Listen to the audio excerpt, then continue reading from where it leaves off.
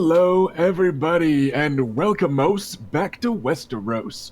Thanks for joining us this lovely Sunday afternoon, or evening, or morning. I don't know your life. And thanks for making us your pre-Game of Thrones game. We are here live, coming at you knee-deep in the capital of King's Landing, where when we last left off, King Robert Baratheon's welcoming feast was rudely interrupted by a knave leveling grievous accusations against the proud young scions of House Nymaryen.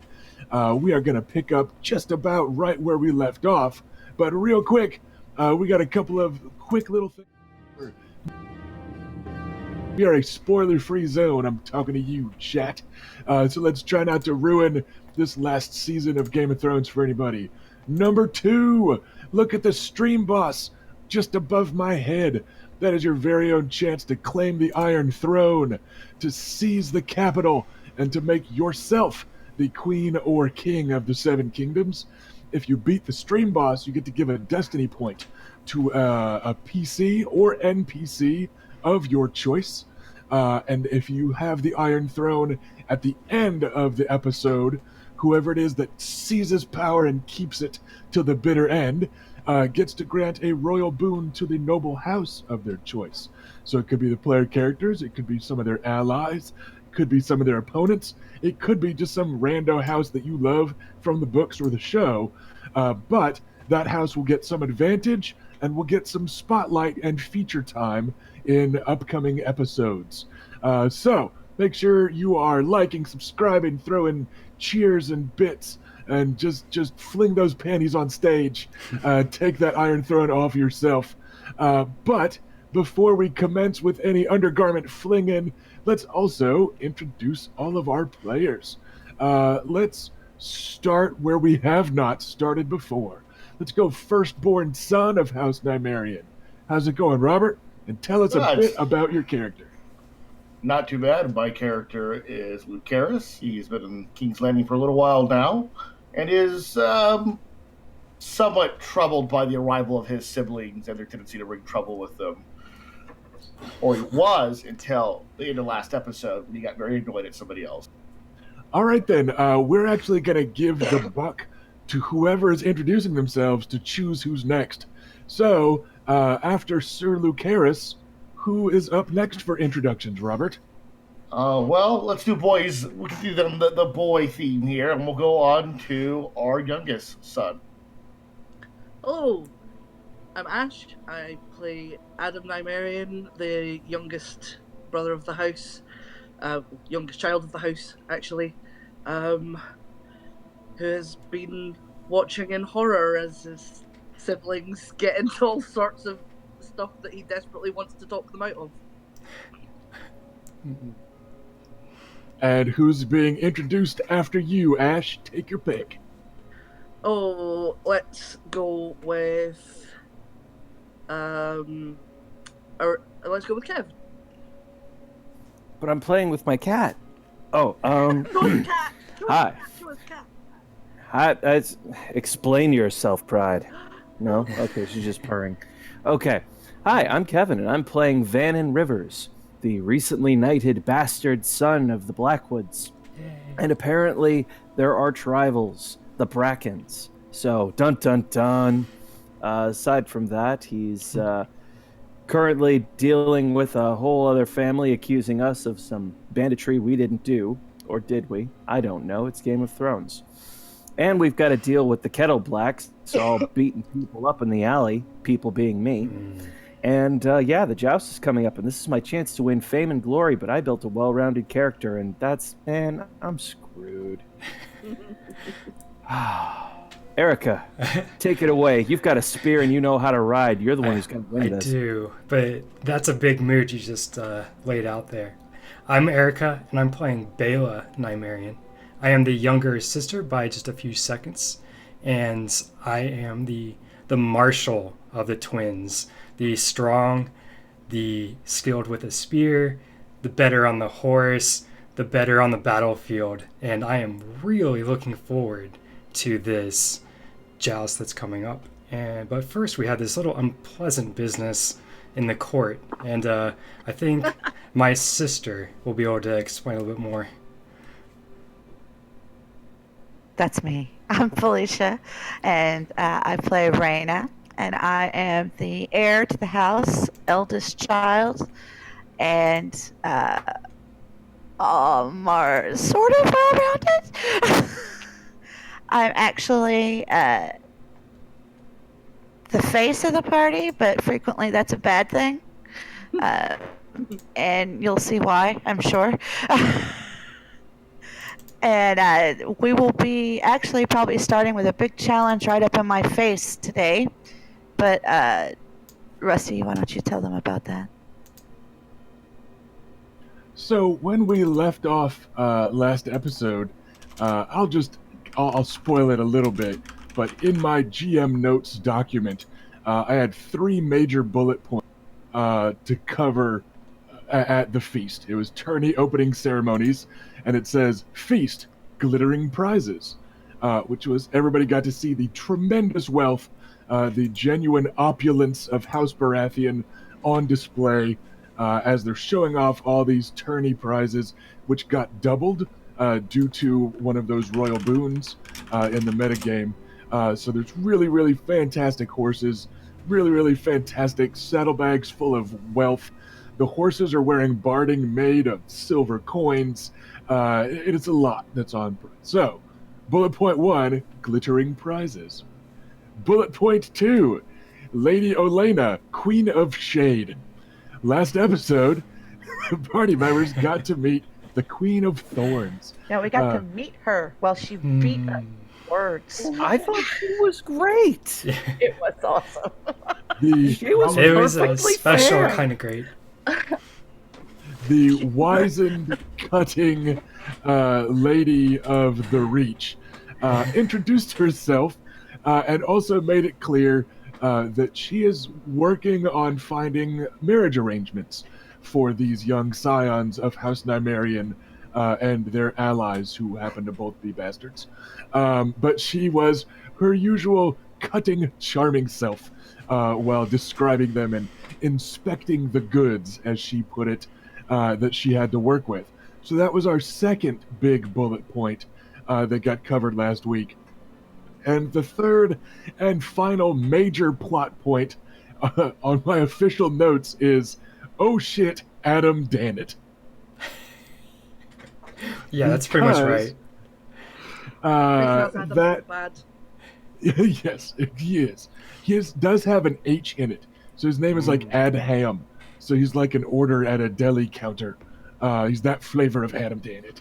But Adham Dannett deserved his oh shit as a bullet point because in the middle of this fancy-smancy feast in the Queen's Hall of the Red Keep, before the eyes of gods and men, before King Robert, Queen Cersei, the Lady of the Vale, the Hand of the King, her husband, Jon Arryn, before all the assembled nobility of Westeros, in the middle of this 8 million, levels of opulent feast, Adam Dannett went and started some shit. He stood up, he threw his goblet to the floor instead of toasting the honor and glory of all those present for the tourney, and he had himself a little lordly fit about describing all those present as having honor, because he insists that these rapscallious scalawags of House Nymaryen butchered 15 of his small folk on their way up here to King's Landing, or near to that time of leaving.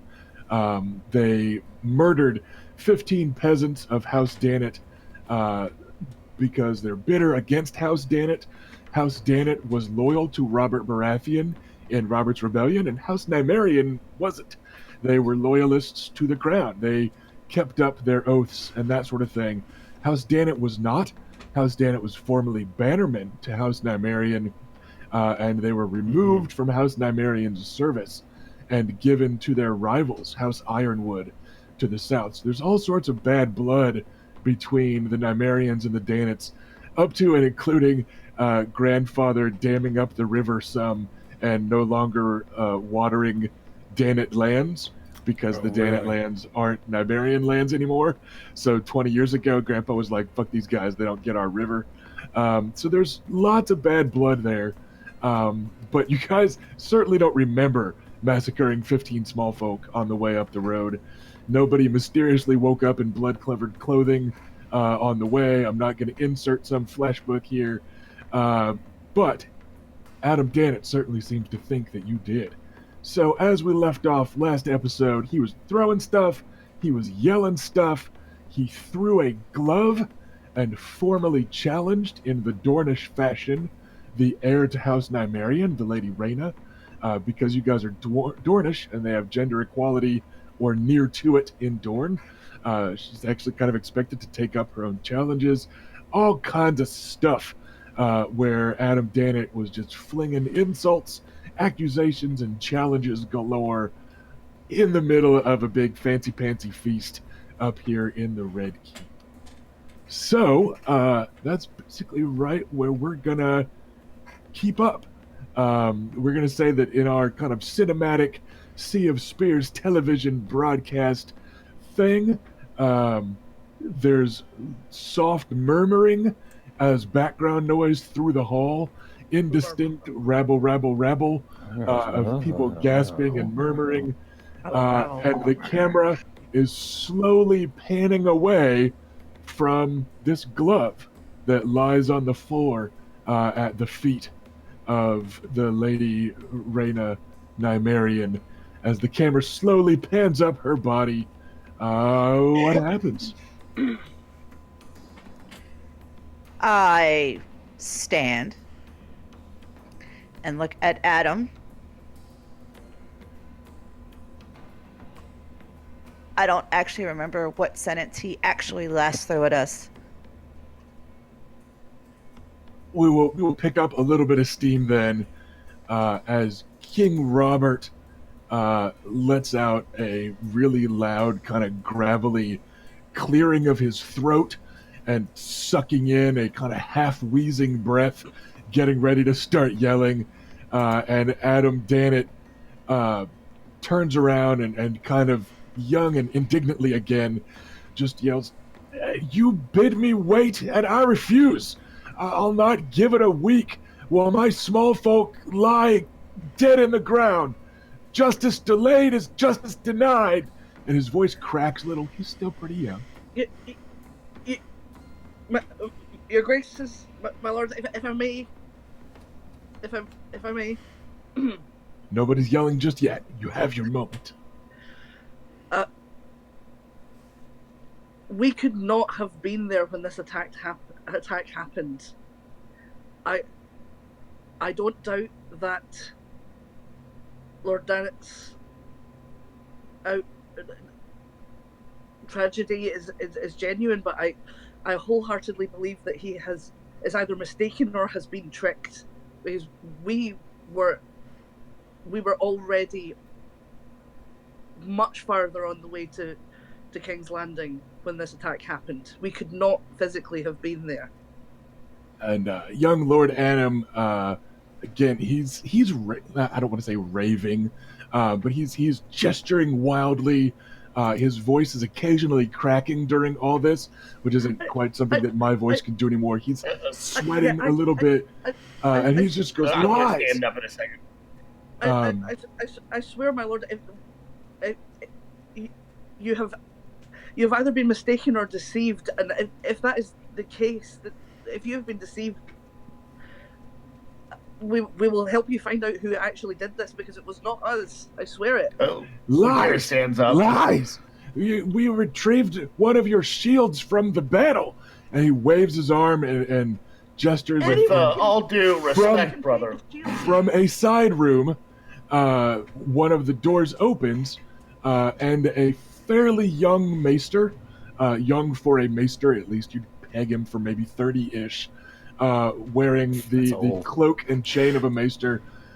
He walks in, and he's carrying a kite shield with the dragon, the spear, etc., of Wyvern's Rest on it.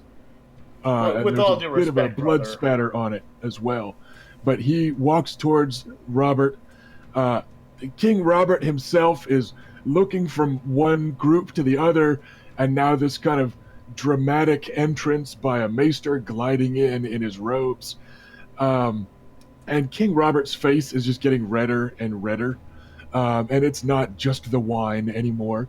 He's had a fair amount to drink, because he can. So he already had a little bit of a flush to his cheeks and stuff.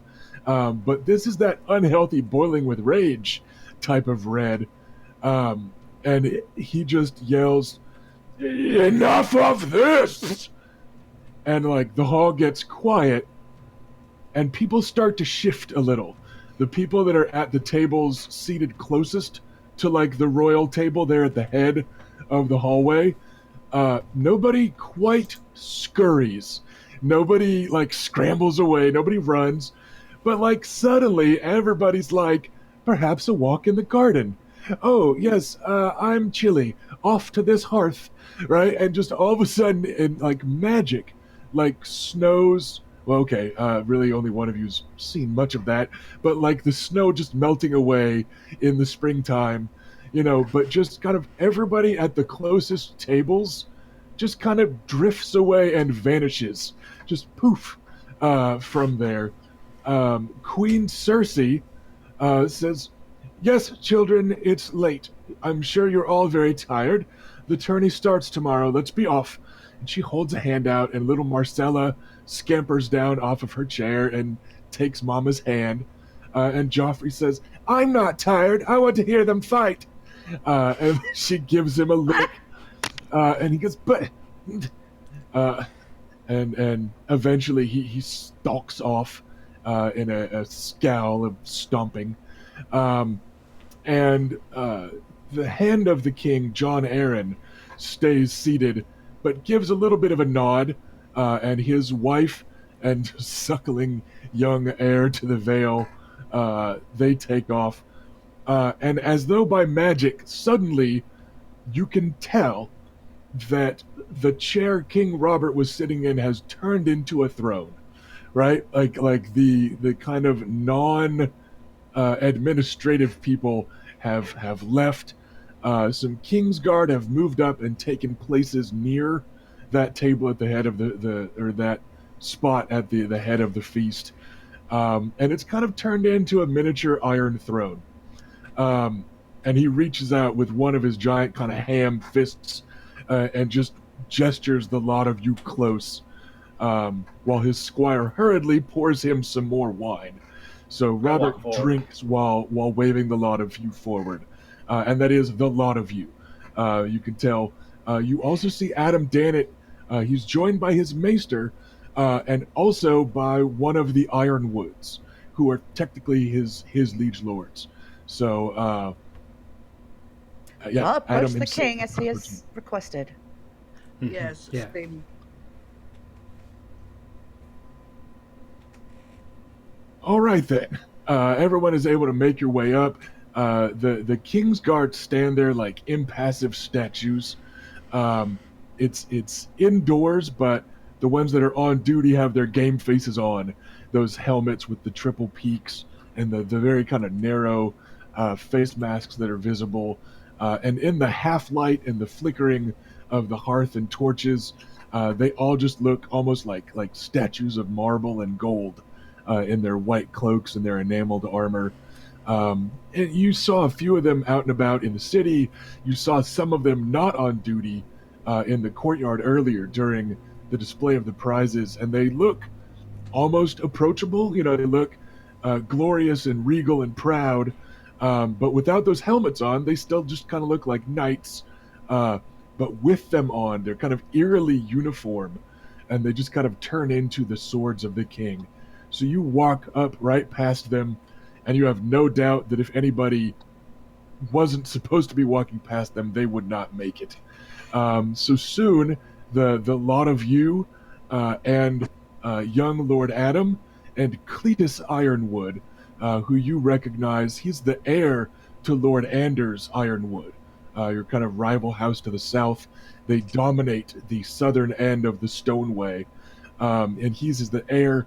He's a pretty good-looking lad with his most distinctive feature is a lazy eye that he sometimes cracks jokes about himself, but not really to you, because the Ironwoods and the Danets are both kind of giving you angry glares at this point.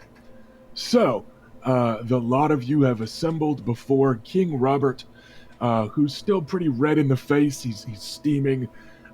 He's got one hand clenched really tight on his goblet, and the other big ham hand with scarred knuckles is resting on the table, dangerously close to his table knife. And if half of what you've heard of Robert Baratheon and the Trident is true, he would probably murder the lot of you with it. So, who's taking point? I am. Says, Your Majesty, Lord Danet, Lord Ironwood. We have been blindsided by this entire accusation. And are fiercely stating our innocence. More lies! Lies from these deceivers, these Targaryen loyalists. They've been mad at our house for a generation now. And after my father died, they thought they'd sense their weakness. And I need to show them that we're not weak, that this will not stand. You can't butcher all small folk. And Robert cuts him off for a second, because this kid, he's turning back and forth from you guys to Robert, gesturing to the maester with the shield. And Robert just says, "You're talking to your king, boy. Lower your tone and your gaze. Let the girl finish." Girl. We would help House Danet in any way possible He snorts. to identify the true culprits in this tragedy. But we will not let or suffer this insult silently or meekly, Your Majesty. Adam reaches out and he grabs the shield from his maester and just flings it onto the floor, just in front of the table, and it's face up. It's a full-on, a heavy shield, proper kite shield, wood, rimmed in metal, and those are absolutely the house colors. And that's, just to clarify, it's not just that it's like red and gray with a touch of gold, etc., etc. You guys know your shades in the house. That's the exact paint. That's the exact color. It certainly looks spot on. We'll let people take closer looks in a second, but he just grabs it and throws it. And he says, "I present as evidence both my word, the word of my small folk, and this recovered from the scene of your butchery. I demand justice, your grace." If I may, step up to the shield. The pigment does appear to be the same kind that we use. But in fairness, it is not as though those pigments could not be replicated. What's more, sorry, I've dropped my accent. What's more, we are known for our defense against the vulture kings of the mountains, and certainly more than one shield has been lost. It strikes me that one of the best ways to put us off of their scent would be to set us instead against another noble house, an innocent one. Furthermore, why would we send uniformed officers or uniformed men and then deny it? And building Because upon that, were any of us recognized? Or is this simply people in colors with stolen equipment?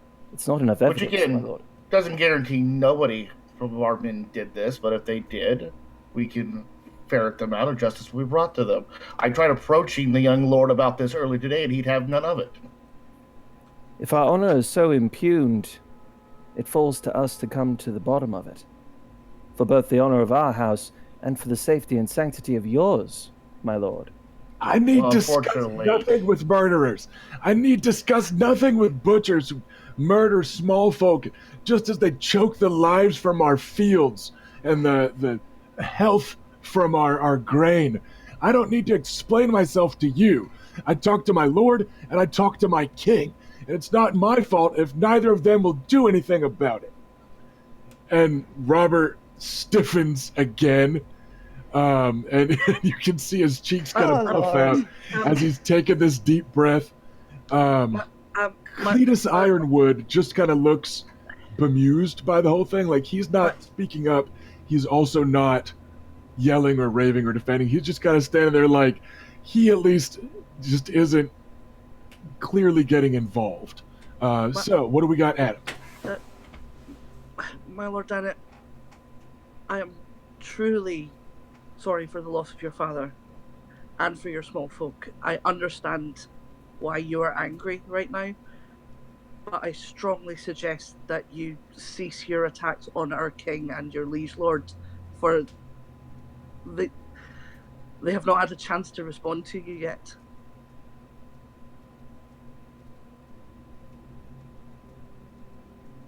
He kind of sputters apoplectically. Like, now you, who did not side with Robert in the rebellion or standing up on behalf of Robert and civility and all that, and he looks to just be like sputtering indignantly for a moment. Just no idea how to even respond to that. I think you had something, Lucaris? Yeah, I'm going to try to step forward and say, unfortunately, all these words are now pointless. He has challenged us in front of the entire court and specifically called out our question our honor. This must be answered in blood at this point. Sister, you can handle yourself, but I will volunteer to fight as your champion if you wish. I have no problem with this. As will I. As your knight, I thus volunteer. I look at the king. What would you have us do, Your Majesty? I'd have you witch up a way to travel back in time an hour and not ruin my daughter's fucking feast. But, as it is, I think blood's the way to handle it. No more of this. What a surprise! I told you, damn it. I told you to wait till my daughter's tourney was done. Your dead aren't going anywhere, and neither are these bastards of Wyvern's Rest. You couldn't wait one fucking week. Fine, you threw your dainty little glove. Which of you picks it up? Girl? I do, Your Majesty. And like, out of character, you don't actually have to like go back over and pick up the glove. You know, don't worry about ruining the moment. Robert turns a lighter shade of red. It's weird because it's kind of a gotcha moment, because the heir to a house that he kind of hates is up for, now kind of under the gun. But he's also probably kind of happy because young Adam Dannett, who's been slinging some shit and ruining his party, now like has to fight a girl. So you suspect that to King Robert, it's kind of a win-win, like hoisted by their own petard type of thing.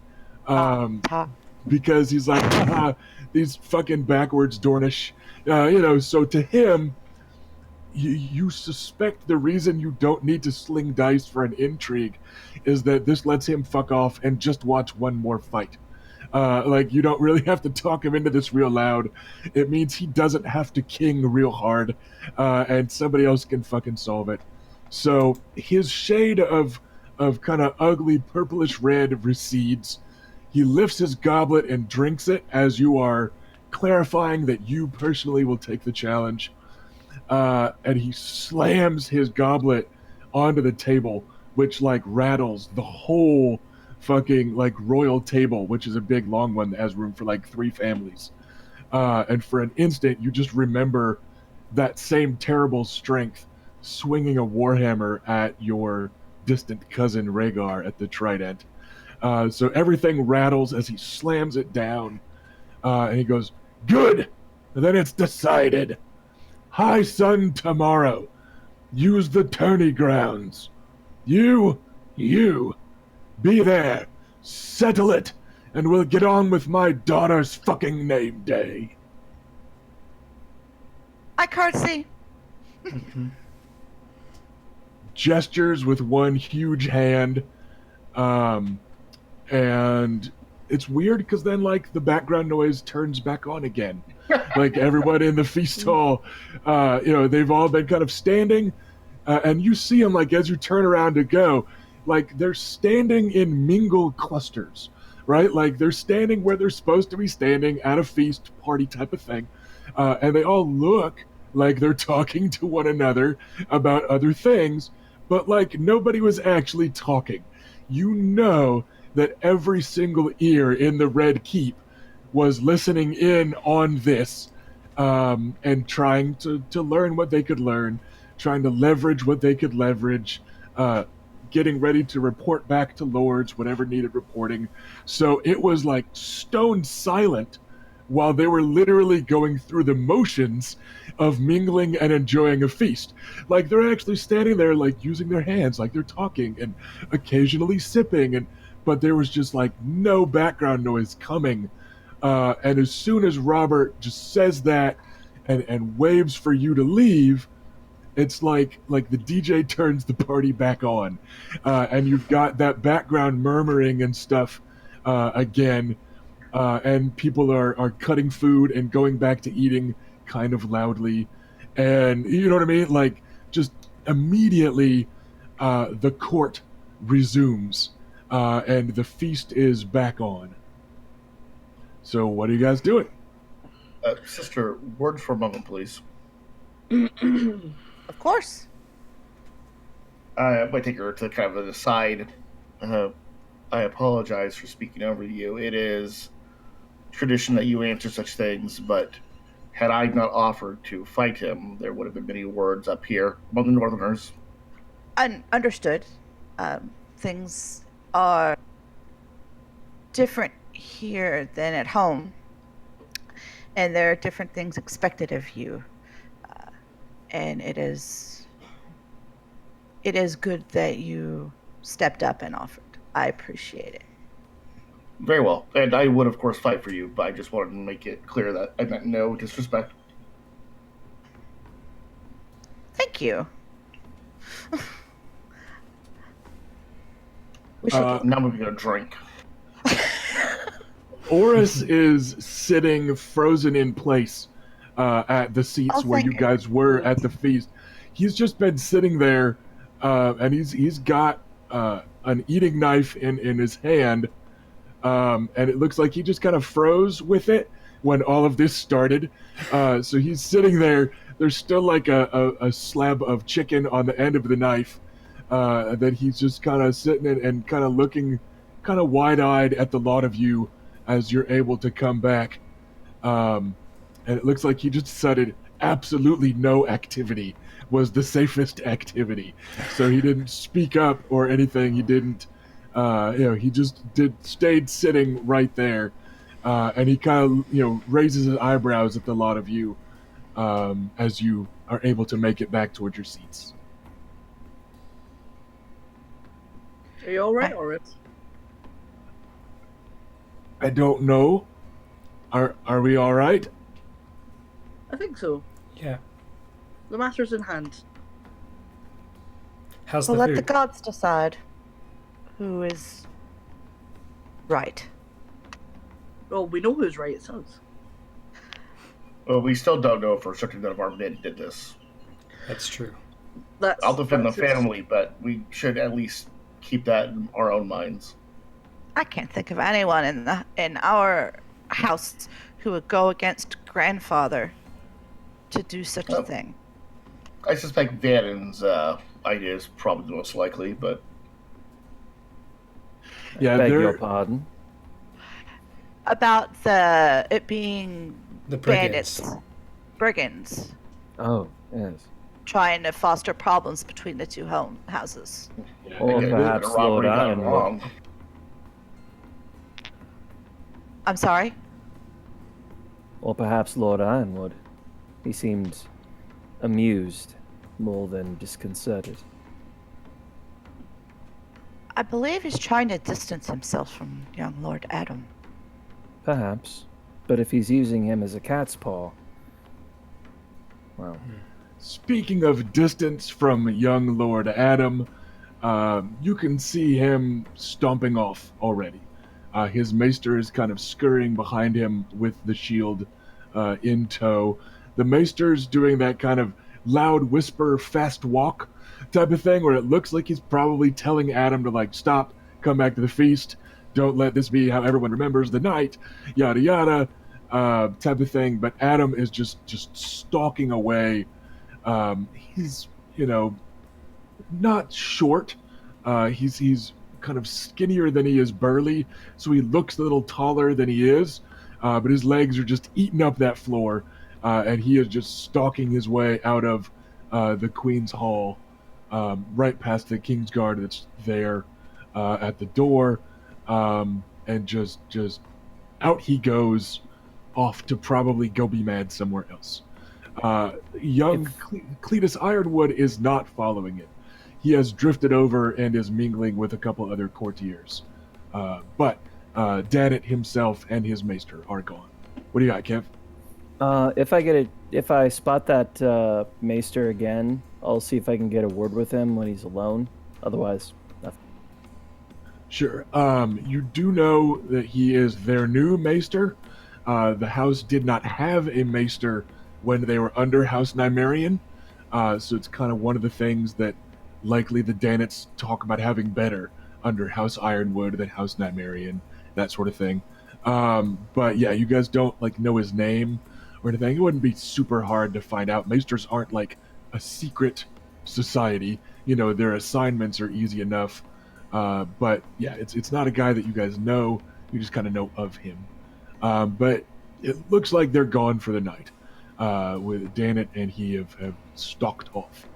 I will keep that as a passive thing going, so if the chance presents itself, let me know. There is a Maester's Conclave at any major tourney, so that would be kind of where to start if you want to go looking. You guys are currently free until high sun, so you could check with the Maester's Conclave tomorrow morning. We'll handle that off camera if we need to. Cool. But it's not impossible to track down a maester. So the feast itself is basically back on. People are drifting. They're in little knots, gossiping like courtiers. Or some of them are back at their tables, digging back in to some of those desserts or just grabbing a refill.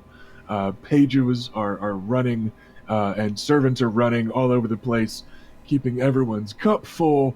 Etc., etc. Lancel Lannister, a young blonde kind of weedy git version of Jaime, is ever at the king's side, along with another Lannister cousin of his.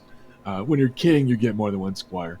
So they're keeping him topped off, but it looks like Robert has fallen to brooding up there at his royal table. John Aaron is leaning over and talking to him some. He's kept his own counsel during the confrontation itself, but the two of them certainly look like they're still talking business instead of pleasure, going by the dark storm clouds over Robert Baratheon's head as they speak. So, what are we doing with the rest of our feast evening?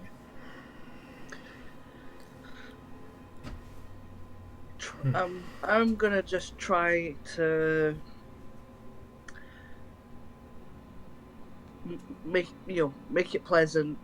I'm not gonna go out. I'm gonna try not to get into any kind of anything difficult. Light-hearted conversation only. Stick close to the group, but I'm not gonna ignore people if they speak to me. But I'm gonna try and be affable and charming, and win people over, get people to like us as a house more. Right. A little bit less Targaryen, a little bit more Martell. I guess. All this aggravation and satisfaction in me. Exactly. Does anyone have any particular plans besides just kind of affable mingling? None here. If not, I've got a couple NPCs that are going to be rotating in and out. So, Okay. All right, I don't. but I'm going to give everyone a chance first. So I'm going to take a drink and go out to the gardens, feeling like I've had enough of the inside court intrigue. Bale is definitely not one for that sort of thing, and excuses herself out to kind of just enjoy the night air and the garden and anyone that might be out there. The same thing, more light-hearted type stuff. Okay. And Vannon watches her go and debates following. Sighs forlornly. Nope. All right, then. We are actually going to jump out to the garden for a bit. We will follow Bela out there with our cameras. Should have went. Because as you are making your way out there, you see the kind of gangly Sir Langley Woods, hurrying inside. And you see the Lady Iris Dannett, the Black Widow of the Westerlands, standing alone in the garden, No, sighing with her arms crossed. not Iris Dennett. Sorry, my bad. I was just like, No, different person. It's Marita Lugas. Sorry, I yes. glanced at the wrong Black poll. Widow. Yes, Marita Lugas, the Black Widow of the Westerlands, shaking her head as she watches her betrothed walk away, and she is just kind of standing there with her arms crossed, not quite glaring, but she certainly isn't like, yeah, girl, look at that butt, or I hate making him leave, but I love watching him go. She's just sighing and not looking super thrilled with her betrothal. You don't really see anybody else that looks Okay. terribly approachable, and you're not sure just how approachable she looks, but she's out there. All right, well, I'll give it a shot just in case. You go, girl. Just some conversation. So I'll approach and I'll try to make a joke and say that he's about as pliable as a willow tree. And about as smart, too. These northerners. It's atrocious. I mean, I suppose Orton did the best he could manage, but... Yeah, tell me about it. We had a conversation with Lady Elena, and she had some northerly opinions to express about our family, and I swear I don't understand how these people get along up here. And the women, like, why don't they just rise up and demand equal treatment? I don't know. They're just not strong, I guess. She downs basically the remainder of her wine, and she goes, "Rising up is something peasants threaten, dear. We just try to make the best of our lot, I suppose. But you Dornish do so many things backwards." Sometimes backwards is the correct way to go. I've heard it said your goats might feel the same. Well, we can talk about rumors. I'm sure I could express some similar ones about the North, but I think I won't. That's probably for the best, dear. So, what was all that trouble with your house? Some child you'd irritated? Something, I missed most of it. It seems that some of his small people were murdered, and he believes that we're responsible. Of course we're not, but there is bad blood between our houses, and it's understandable he would feel so. But the spectacle he made is definitely not the right way to go about this, and I think everyone will see the truth of the matter in time. Well, here's to the truths of matters. And she reaches up to kind of give a sardonic toast with her empty goblet, just as Langley Woods returns with fresh drinks for her. So she offers a toast and then just it turns out instead of toasting you, she's actually handing her empty goblet to him, and she takes a full one. And she goes, "I suppose your family needs you." And just Yes. gestures airily. Okay, so I'll leave their company. So, little bit of an update out there. Nothing terribly fun. At the time, however, inside, so you guys will lag behind a minute or two, but Orton Lugas does come approaching you guys at the table. Hello, Orton. Looking a little, I don't want to say wild-eyed, but a little wide-eyed, of like a "what the fuck was that" type of look on his face, like when somebody has a fit in the office, like in front of the regional director, right? Like that sort of that look on his face as he makes his way towards you guys. It would. "I am no expert in courtly matters," he says with a wry grin, "but I believe young Lord Danet is cross with you over something." Your powers of observation are legendary. "Not yet, but give me time. It would seem you've got some business planned for High Sun tomorrow. I think I heard the king say something about it. So quiet." He is hard to read, isn't he? Subtle. That's the Yes. word we're looking for. There's something to be said for a How's the ruler morning? whose intentions are clear. "We Stormlanders are a notoriously soft-spoken lot." And he gives a little toss of his head to his elder brother, Sir Nathan, who is across the room drinking and chugging with a couple other knights, like egging each other on to just down tankards all in one go. So Orton gives kind of a wry little toss of his head. And he goes, "Well, I wish you good luck on the morrow, my lady." And he gives Lady Reyna halfway between a nod and a bow. I basically sketched the same thing right back at him. "I'm sure that the gods and good steel will decide the truth of the matter, and I'm sure King Robert will listen to the good steel part of the argument." He did seem rather quick to jump on the blood option in the discussion. But we could have seen that coming. Orton gives kind of a coy little shrug, like, "Yeah, I'm not going to comment very directly on that," but he agrees. He just kind of mingles with you for a bit. Anybody else got any particular plan? Stay out of trouble for the rest of the night. All right, then. On the topic of stay out of trouble for the rest of the night, everyone give me status rolls. Super. You can use your breeding specialty. Ooh. Breeding is kind of the default etiquette skill. Just let me know if you get a bunch of ones. All right? And real quickly, I'm going to do some rolls for an assortment of NPCs and see how many ones they get. How many ones is a lot? Let me know how many you end up with. I mean, half of mine have come up one.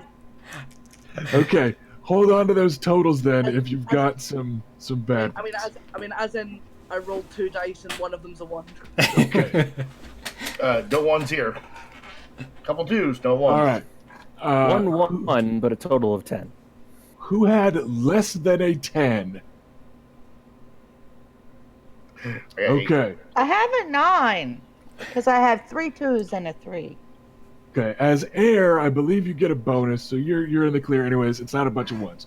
So who has less than a 10 and some ones? Oh wait, hang on. Does Blood and Valeria do something with status? No, not with status. That's with persuasion rolls. Persuasion. Oh well. Never So, mind. It does have an effect with intrigues without fully engaging or something. Yeah, it's the one-shot intrigue option. So what's your total looking like, Ash? 4. 4, and one of them was a 1. Yeah. Okay. I fucked up. Yikes. That is not the worst in the group, though. We've got a couple NPCs that did spectacularly bad enough that they will take point instead. The first of them, and this is just a few minutes later, 20 minutes later, you hear some guffawing that almost starts to then sound like a donkey impression. And you look over, and it is the young lady from House Mormont. You had met her earlier, at least seen her. It's Alyssane Mormont. She finished some sort of joke that she clearly quite liked, and she's basically losing her shit over there, pretty close to right where the wine gets refilled. She's there with Nathan Lugas and some of the other hard drinking knights, and she's just going because he said it was. I thought you meant an ass, not a donkey.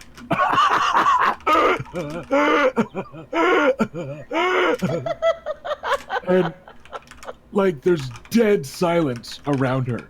Like the rowdy, boisterous frat boy, jock, dude bro knights, right? Like the loud ones that were doing the hardest drinking were like, that joke's not cool, right? Like they were like, no, that's not polite.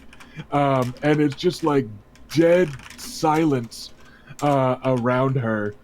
And you hear a few giggles and a few titters and a few snickers from behind some delicately gloved ladies' hands and that sort of thing. So some kind of laughter at her expense instead of at her joke. She seems completely oblivious to it. And she goes, this grape juice isn't half bad, and just downs some more wine, which might be where the volume control came from.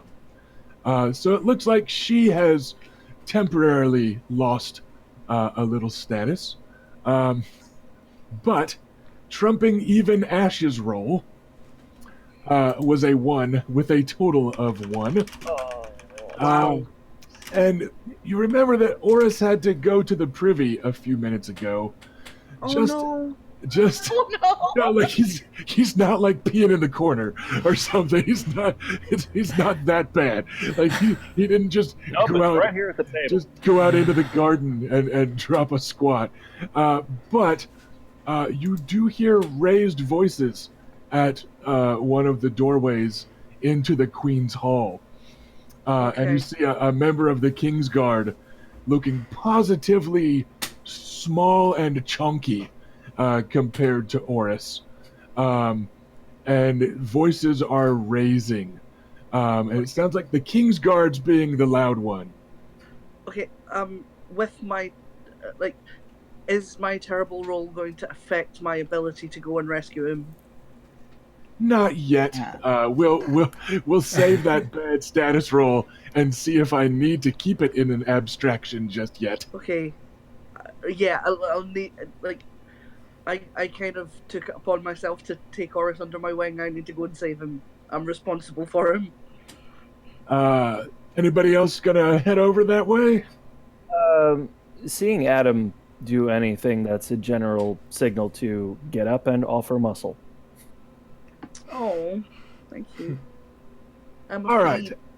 So Adam has his kind of rolling gait to get over there with that bad leg, but he can pick up the pace well enough, and it's not like anyone's going to be making a sprinting roll in the Queen's Hall, so it's not uncommonly fast to make your way over there, and you see Oris is a little flushed in the cheeks.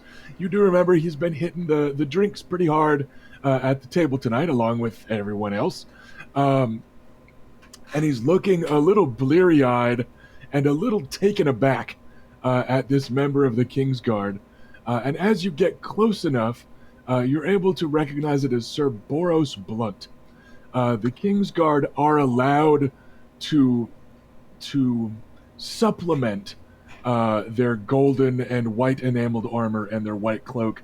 They can wear a brooch with like the symbol of their old house, or their helmets can integrate the symbol of their house, yada yada yada. But with Sir Boros Blunt, you recognize him because he looks very barrel-chested, but the rumors around King's Landing are that it's armor made for his gut.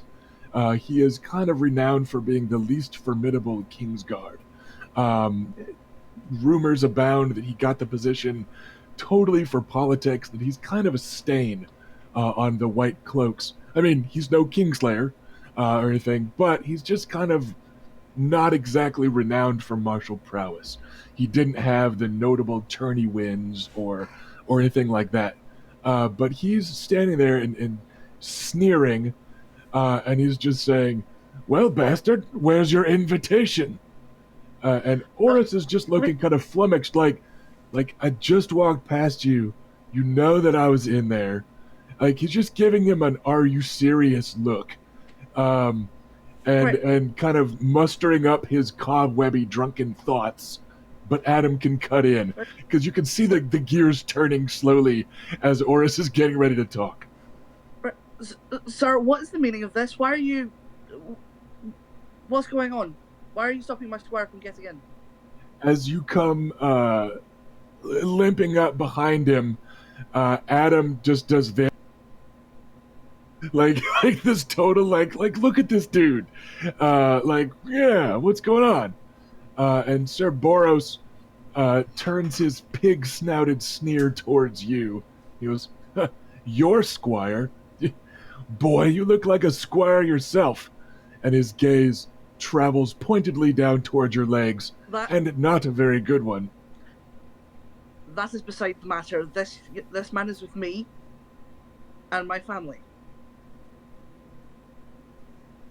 So he's a squire for the butchers then, is it? I would strongly advise that you do not call us that, especially when any guilt or innocence is yet to be determined. He curls his lip pointedly. He goes, "Why not? Everyone else in King's Landing is saying it. I'm a member of the Kingsguard and the Red Keep. I'll call who I like what I like.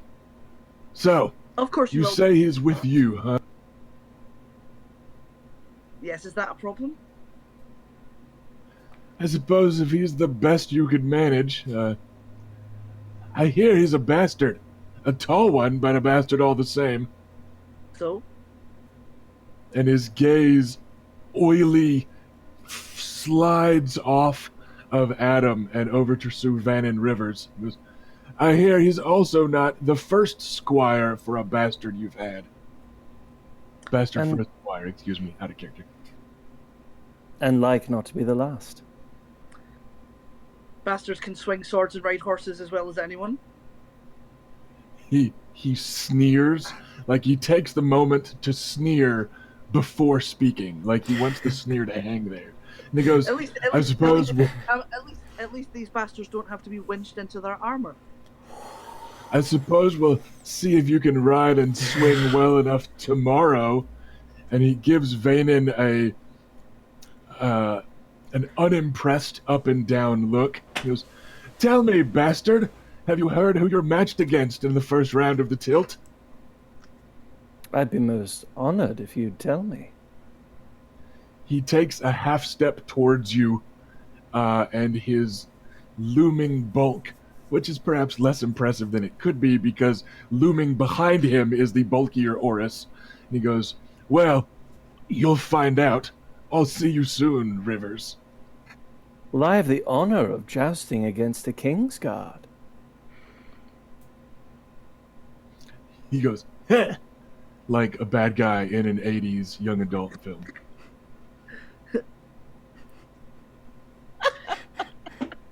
So To lose to an honored Kingsguard is certainly no dishonor. My goodness. So So this has been lovely, but are you going to let him in now? He takes a half step back. I'm sure we all have some important drinking to do. He takes a half step back and kind of turns to the side and gives this negligent gesture. Like, in you go, bastards. Keep your cripples safe tonight. I've heard it's dangerous in King's Landing for you lot. We shall fear no blade in the dark so long as golden cloaks are there to protect us, sir. As per the king's order. He spams the sneer emote as you walk.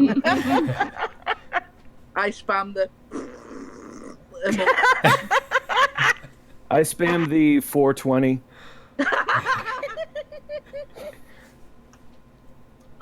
You do notice several sets of eyes on you as the lot of you are making your way kind of back from the door, because those were some raised voices for a moment, and arguing with a king's guard is a notoriously bad idea. Like, if you've got to argue with one, Blunt's probably the one to do it with. Nobody picks a fight with Barristan Selmy and looks good, I mean, certainly the moment Adams gave him some snatch, he probably regretted it. But he's mad. He's like, I've got away with it, so let's just walk away. Oris, what are we gonna do with you? Oris gives a shrug. He's like, I just had to go piss. No, everyone else was coming and going. It's all right. It's all right. It's not your fault. He's a pig. I didn't say nothing. I believe you. It's fine. It's all right. He lets out a giant Oris-sized sigh, and he goes, I didn't hit him with no table this time. No, that would have been a bad idea, but I don't appreciate blame you his for thinking of restraint. You're navigating King's Landing like a professional already. Well, I have an out of character question. Were there any tables around? Was that even an option? With his size, he probably has a reach bonus, sure. True. All right. I believe that's just about going to do it for the kind of scripted mingling and the potential for terrible role mingling that I had planned. Anyone else got anything in particular in mind for the remainder of the feast night? Or anything particular early tomorrow aside from trying to kind of track down a maester? I guess I'm going to try and make sure that nobody gets so drunk that they can't compete. Okay. You do Good notice... luck with that. How drunk is that? Yes. Drunk with 4 U's. Is there a number? Yeah. I need to How many U's are in drunk? Are you drunk? Are you drunk? Well, I mean, These are good questions. got like 12 degrees of success on the poison roll and you die. So. All right. Give me Math. a second. Make me a persuasion convince roll, Handily, Adam. I'm good at that. And this will be you kind of trying to run herd on a couple people in particular. Okay. I'm looking out for my siblings and Oris are basically who I'm looking out for in this. But Yeah, I didn't think you were gonna like lean out from behind King Robert's chair and be like, tut. take it easy, Bobby B. Okay. Oh, that's a bit rubbish. Right. So I can get rid of that one. That's 14. Okay. Lucaris, give me a will test. I'm very easy to convince. This is good. I like how you're the person that this is aimed at. He's the player character it's aimed at. I just rolled for Oris. The person's probably not too inaccurate either. I have 12. Okay, you guys are fine. Yeah, Oris drinks heavily, but he never seems to get drunker. Like he hit, he He's got the plateaus mark. pretty well. Yeah, like he There's a does lot of not it. sober up over the rest of the evening He's very got a big clearly. bright shining boy. But he Because is it's powerful. Yeah, powdered sugar. luckily moderation is a big chunk of the You bell sound curve like Cloris on Oris. Leachman.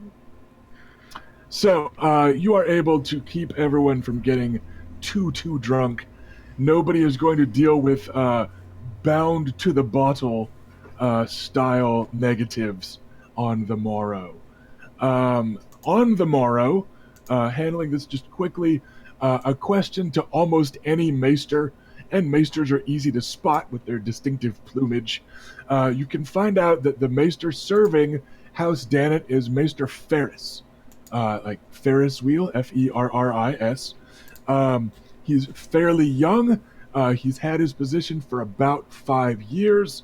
The maesters that you speak to aren't terribly impressed with him, but they're also all at least double his age. So you know that that's probably just how they're going to talk about anybody that age. Like nobody comments about him being a prodigy at any certain maesterly thing or whatever. But the handful of maesters that you question, they call him the boy, that sort of thing. But yeah, he's a fairly new graduate, seems to have been serving his house ably enough, but you're not able to kind of find out anything more juicy about him. And when you ask where you might find him, one of them clams up because he apparently listens to the gossip a little bit more, and it kind of clicks for who you are. And he's like, I don't want some bastard to beat up a maester because of a rival house. He just kind of immediately clams up and looks a little suspicious. Another one just shrugs and is like, well, son, I would presume that the maester serving House Danet might be found somewhere near the Lord of House Danet. And, just gives you that look, like, duh, look. So he's not, like, super helpful. But yeah, that's what you get from him. You have a name.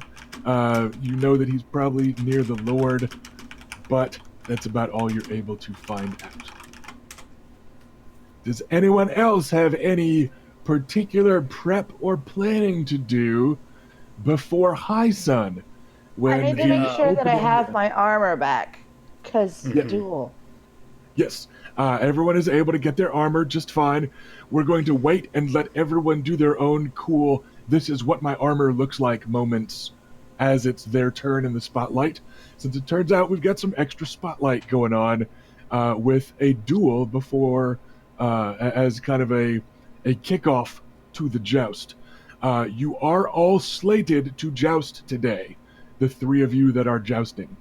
So everyone will get a chance to describe their horse, describe their bitchin' armor, describe their sigil, and then we will start slinging some dice. What do you got, Kevin?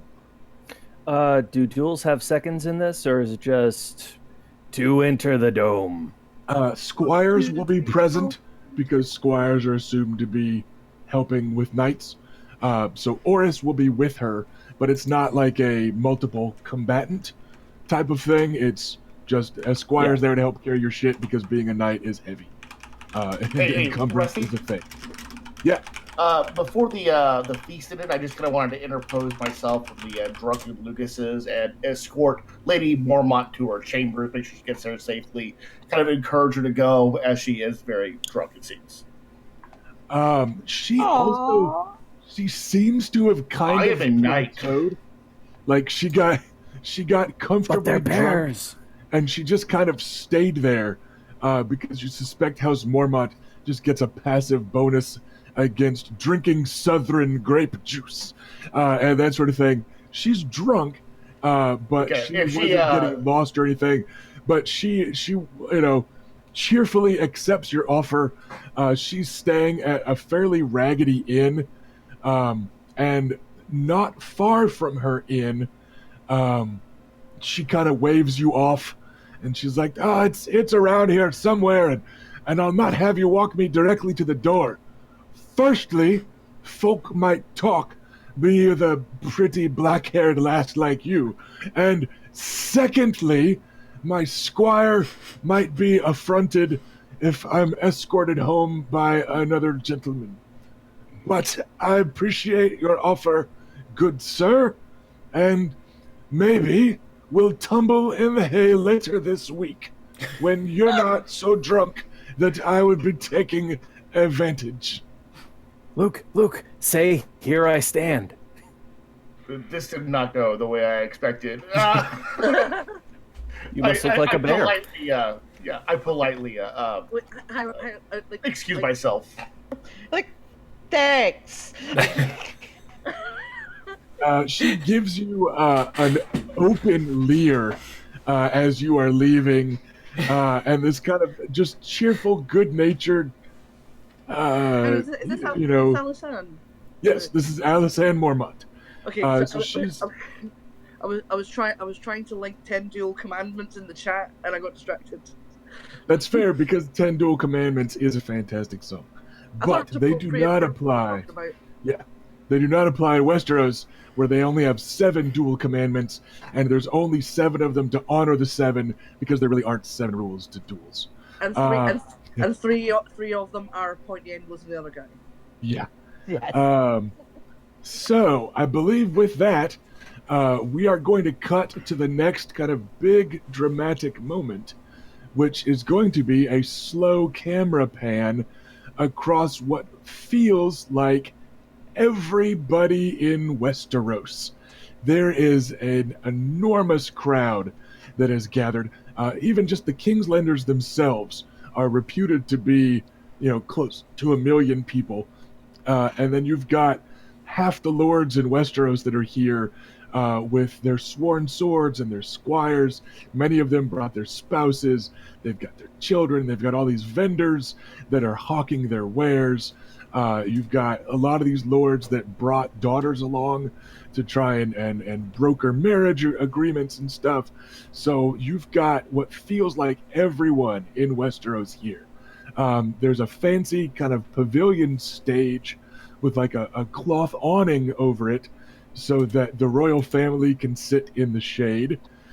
King Robert is up there straining his chair with a great big drinking horn that a pair of blonde Lannisters are busily pouring and keeping full.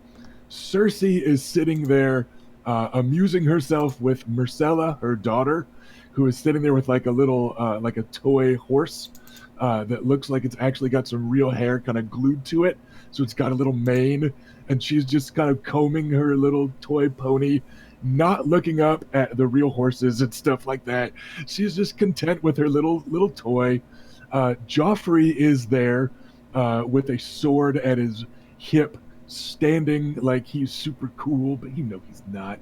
And he's got his thumbs tucked in his sword belt, trying desperately to look like the knights that are all around. He is loomed over by the Hound, who is actually wearing his Hound's Head helmet. Sandor Clegane is the sworn sword of Joffrey, but also accompanied by some guys that almost make the Hound look small, or at least make him look a little short and even stockier. And you recognize the colors of House Kettleblack. One of them still has his arm in a sling, but the other two are standing there in ringmail and tunics.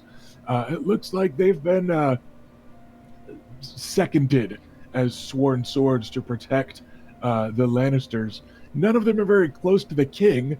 He is flanked by Kingsguard for that, but you see them kind of looming over Myrcella and Joffrey. Likely one of them was told to back up by Cersei because he's kind of unsure just how close to stand. But they look like they've been supplementing the Hound and the Kingsguard as the sworn swords of the royal family. You do not see the Lady of the Vale, the wife of Jon Arryn, Lisa Arryn, does not seem to be particularly interested in tournaments. The Hand of the King is here. Jon Arryn is sitting and talking to a strapping young man in burnished steel armor. And it looks like from his kind of gesturing a little bit, and one arm is kind of holding up like a shield, like he's just kind of pantomiming a little. Looks like he's giving some last minute tips to his squire, and occasionally pointing out knights in the crowd. Most knights have started wearing their armor. At this point, it's much more socially acceptable to do so, and it's less of a hassle to like hurry and get dressed on your turn. But right now, the kind of opening ceremony has been supplanted by this duel. And you see Adam Dannett, and he actually has the heir to House Ironwood kind of serving as a squire / second to him. Cletus Ironwood is walking up with him, at least. He's not guiding his horse or wearing armor or anything. But they're conversing while they walk up. And you do see Maester Ferris on his other side. And he's gesturing a little bit more. It looks like he's worried about Adam, which is fair because Adam's not a really big dude. But he's already lost one lord in the last month or two. So it looks like he's just concerned for his liege and the Lord of Dannett Land. And they are approaching from the far side of the tourney field, which leads us to the challenger, the Lady Reyna Nymaryen. What's your horse look like? What's your armor look like? Are you riding up or doing like a cool slow-mo walk, or what sounds cool? I am riding. My horse is a courser. His I don't remember the term, but the speckled gray, where the rump is a little more speckled than the rest of them, with the long, pretty mane with braids every 4 inches or so, and his tail is bobbed up and tucked away. And my armor is my new half plate.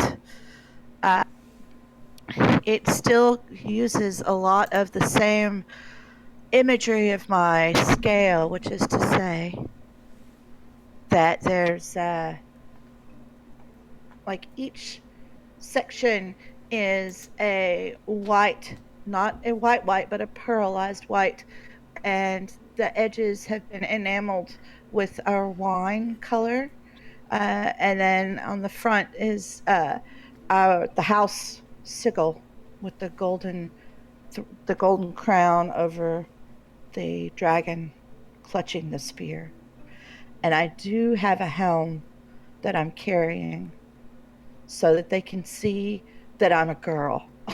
And that my hair is all braided up close to my head so that I can wear the helmet.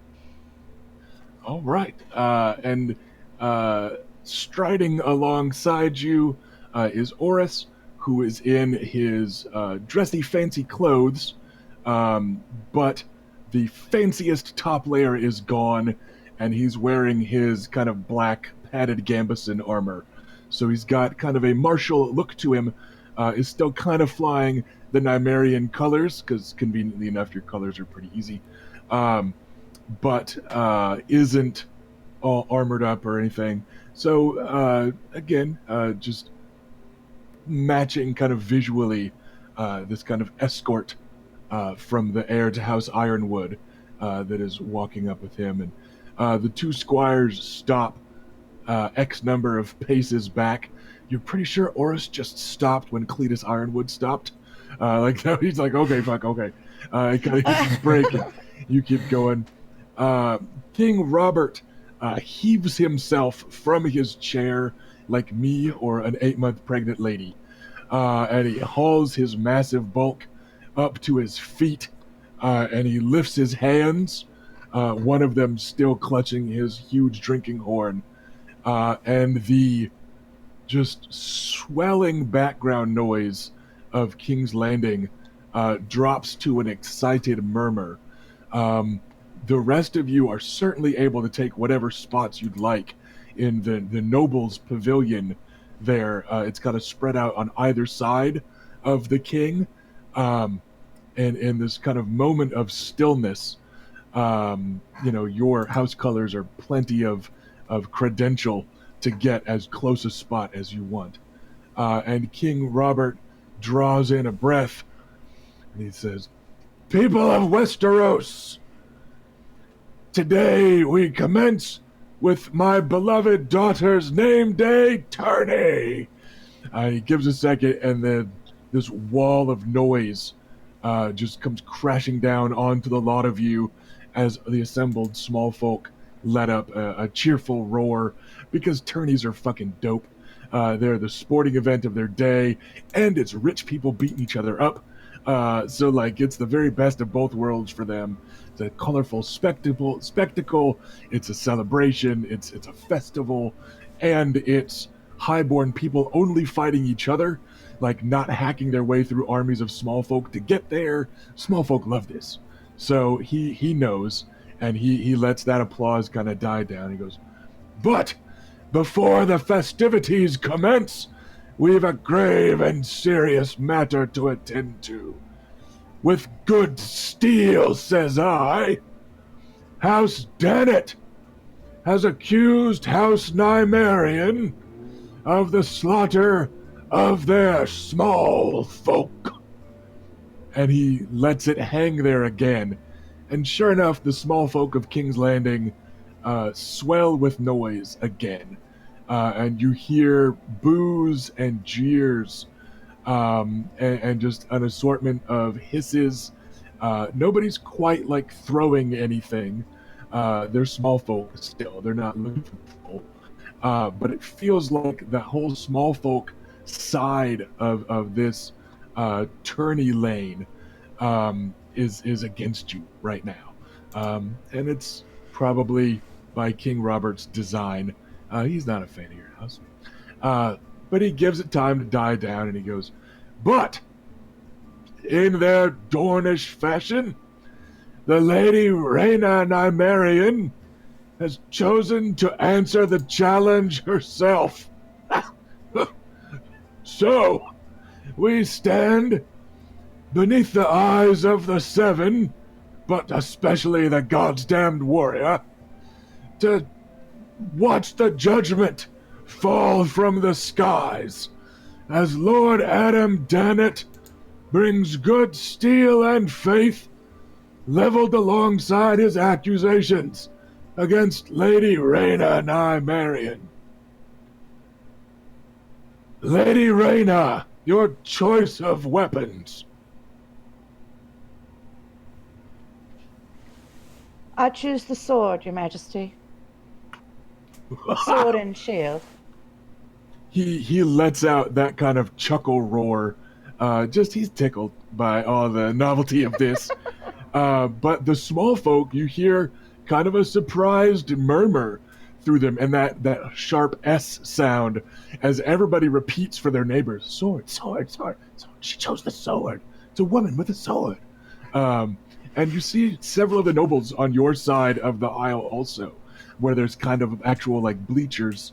A lot of the highborn, a few of the women kind of titter to themselves and look to whisper scandalously towards their neighbor.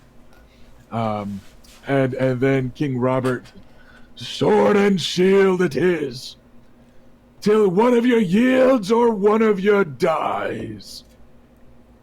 Dennett, do you want horses?" And Adam Dennett, you can see, is fixing his helmet in place. And as everyone's kind of looking that way, you can see he looks nervous about this. And under the heat of high sun and in the weight of his armor, there's a light sheen of sweat on him. Looks like maybe swords also wasn't what he expected. But he fixes his helmet in place, and he lifts his visor, and then he just nods. He says, "We'll start a horse, Your Grace." And his voice doesn't carry very well because he's already got his helmet on. So King Robert says, "Da! Horses it is! Off you go then, ends of the lanes. Kill each other when the trumpets fanfare." And then he turns and makes his way back to his chair, and throws his bulk down into it. And the crowds are all murmuring and stuff, and the squires have retreated towards the ends of the tourney lane. And it's time.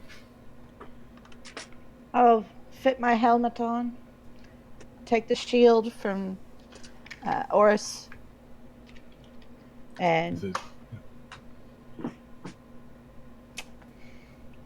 Oris, he kind of offhandedly hands you the shield, and is going back down and like pointedly checking the straps on your saddle, and all, good squirey stuff for like the 8th time.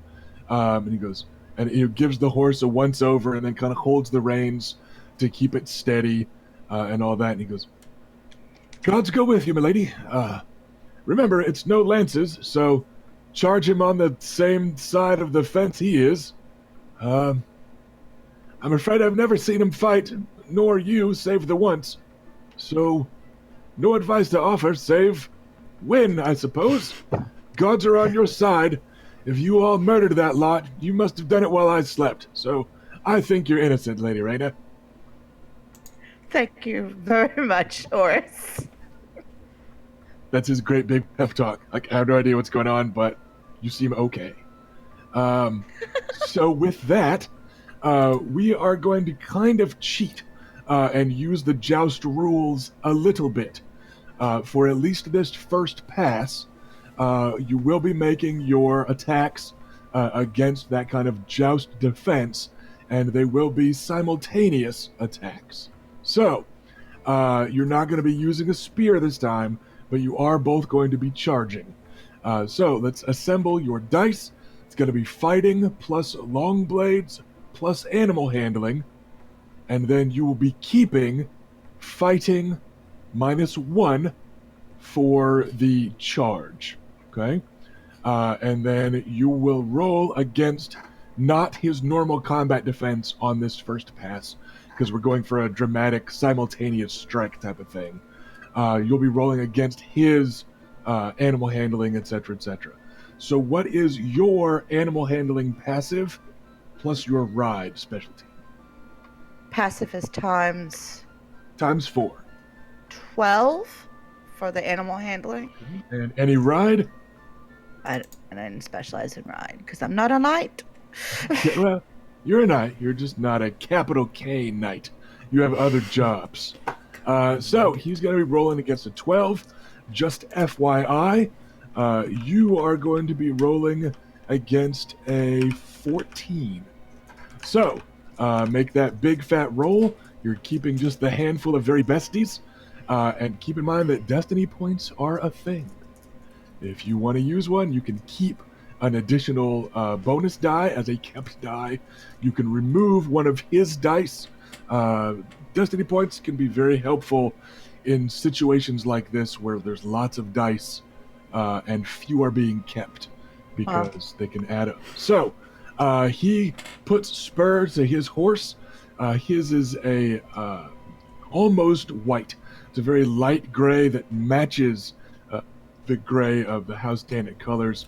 Most of his armor and stuff is trimmed in red. They have pomegranates and red arrows as some of their symbols. His horse comes charging at you. Here we go. I will meet the charge by charging myself at him. Reyna smash.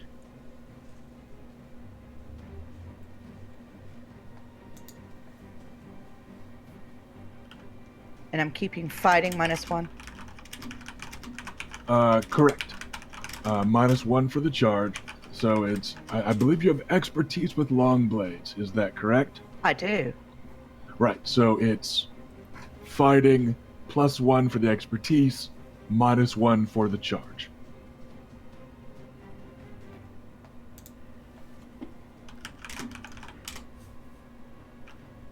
That helps. So that means I have an 18. Okay. That is a palpable hit. As an aside, if you want to spend a destiny point for basically any bonus at all that would get you an extra degree of success. So just a reminder that that is an option. Right now, you would be attacking or hitting with just that first degree of success, so you're not going to get any damage multiplier. So spend that destiny, please. Because right now you're looking at your normal longsword damage plus 2 for the charge, so multipliers will be pretty handy. So Reyna is down 1 destiny point. Keeping any bonus die is enough to get you to that next degree of success that you want. So what is your longsword damage plus 2? 6. So you're going to hit him for 12. Plus another, 7. Castle Forged. That gives a bonus to hit, not to damage. So does that mean you forgot the Castle Forged on your attack roll? Yes. Okay. Keep your destiny point then, unless it was a 5 that you would be keeping, because you were right at that degree of success. So anyways, so you are able to hit him for 12 points of damage. So some will get through his armor, and he is going to be facing a ride check to stay in the saddle. Okay, it will not. You, meanwhile, however, get hit with a 22. God. So that's going to be 3 degrees of success for him. So you are hit for 15 points of damage. You do get to use your armor against that.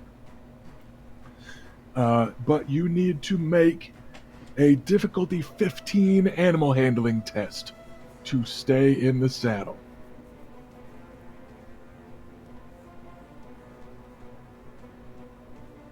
I'm going to do the animal handling first, because then I have to do math. Okay. No! I rolled a 10. All right then. After you take that 15 points minus your armor, you are then going to take 5 points without armor, because you don't get armor for the getting knocked out of the saddle part. The good news is he also got knocked out of the saddle, and you hit harder than he did, so you got even more damage through on him that is kind of magically armor penetrating. So the pair of them go charging at each other on proud and powerful war horses. Their swords lash out, and shields bear the brunt of the impact, but both of them in a swift and terrible exchange of blows, and one horse, his ends up rearing up and lashing out with some hooves. Also, it's a mess of conflict there in the center of the field for what feels like an eternity, but is actually about 3 terrible seconds. And then the horses go trotting away, and the 2 of them are unhorsed and lying on the ground. And Well, with that... Time to get up. Right. Oh, well, figure out your injuries and or wounds, because I know he had to take some. But let's figure that out, and then you're going to be making an agility roll with the quickness specialty for initiative, because it is falling into normal combat now. Correct. So his initiative roll... His dice are very hot today, even though he has not gotten many of them. He's got a 10 on initiative. So do I. Well, it's a Song of Ice and Fire game, so we're going to say on a tie, it goes to the NPC. What? Just kidding, This just is some kidding. bullshit. What's your agility score? 1 sec. It was like a 3. If it is a 3, you win. Yes, it's a 3. All right, then. You will go first. You have a higher agility. He just rolled fucking boxcars, so it happens. So, you are up first. All right, then. I get to my feet a little bit dazed because I haven't been knocked from a horse quite that hard in a long time. All right. You are wearing, was it half plate? Yes. That makes it a major action to clamber to your feet. I will do so. That is one of the other downsides of heavy armor, is that it is more difficult to get up. So that is your greater action. You do still, however, have a lesser action. How far away apart are we? For simplicity's sake, I'm going to say that you two essentially landed in melee with one another, because it wasn't one of you beating the other at the joust and then kind of landing wherever you want to. You know what I mean? As you know, you both were unhorsing pretty much right next to each other. So yeah, you can do a greater action to stand up, and then you can do a lesser action to attack. I will do so. Standard attack. Nothing fancy. I will just try to hit him really hard before he is fully oriented. Smash his face in. Okay. I believe you get a bonus for him being prone. I want to say it's 1 bonus die. And that is what we will go with for now, because I can't find it. So just give yourself a bonus die for him being on the ground and you not. Oh, hold on. I think I might know where that is. I think you're right, but I will check.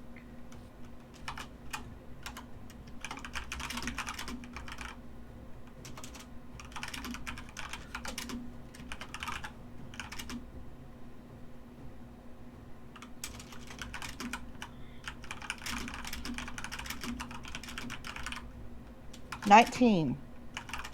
That is a very solid roll. You guys have some pretty hot dice today. All right. He is combat defense. Blah. I dropped a 1 and a Your 2. I mean, seriously. Your damage was 4, correct? Correct. Oh, +1 to that to hit. Sorry, I Okay. about that. So total of 20 to hit. Yes. Your damage is 4. All right. That's going to be another solid 12 points. He is battered while lying prone. That is not very healthy for him. So it is his turn. He will stand up, and then he will attack you back. And in close, you see the whites of his eyes behind the visor of his helmet, and you can hear him kind of panting, groaning in pain, some because he's gotten walloped pretty hard with a couple of back-to-back hits. It looks like he's feeling about as bruised and battered as you were feeling, but he is going to give it a go. Keeping those two and modifying for injuries. That was a much worse roll on his behalf. That is a 12 to hit you. What is your combat defense?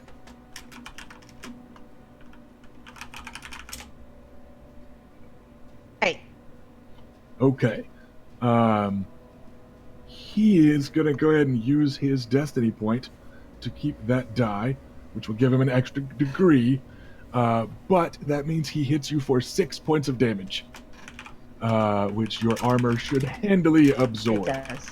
So the two of you are able to kind of clumsily clamber to your feet, heaving and panting.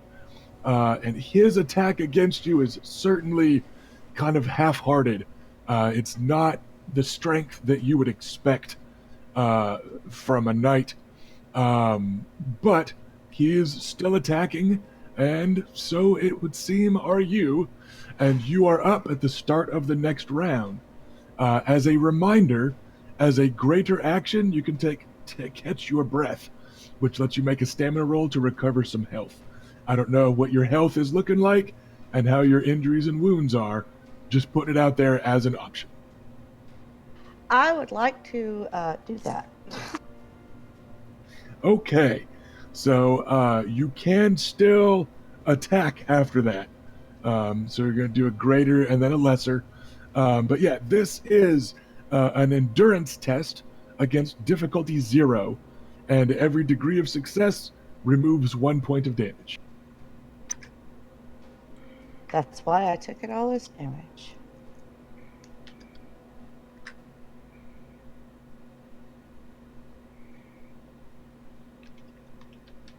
I rolled 18! The natural 18! Nice. So that gets you back 3 health I points. never roll 18. It's fair. Just now you don't have it the next time you're rolling up a D&D character. That's how they get you. But that is a very solid roll. You're going to get back 3 health points from it, which is, base damage of a decent sword strike. So you're able to kind of gather and compose yourself, get your feet back under you, adjust your shield after the fall, and you can still do a lesser action for an attack. I'll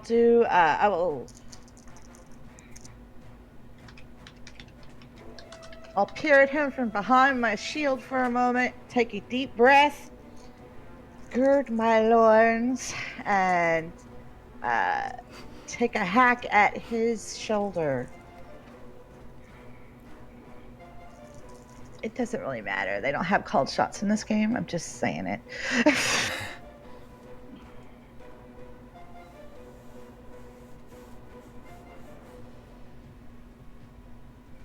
I have a 15. Okay, a 15, and base damage is 4. You take a swing at him, but he's able to he lurches / spins. At the same time, he raises his shield. It's an exaggerated motion, like you would expect of somebody that's in pain and has been battered pretty hard, but he is able to get his shield up, and between that sturdy shield and the bulk of his armor, he's able to seemingly completely absorb the blow. So it is his turn to attack. He's going to do a lesser action to aim, which gets a bonus die. It's 1 extra die to roll, but not keep. So he will do that to offset some of these penalties that he has accrued. And even with that, he's looking at a 12, which I believe is going to, still not be enough. So your armor, your shield, and your weapon training are able to once again deflect his pair of sword strikes. He kind of lunges at you with a forehand and a backhand. He's looking pretty sloppy, and you hear him kind of hissing in pain every time he's rolling that shoulder. But he is still coming at you, and it is top of the next turn, and you are up.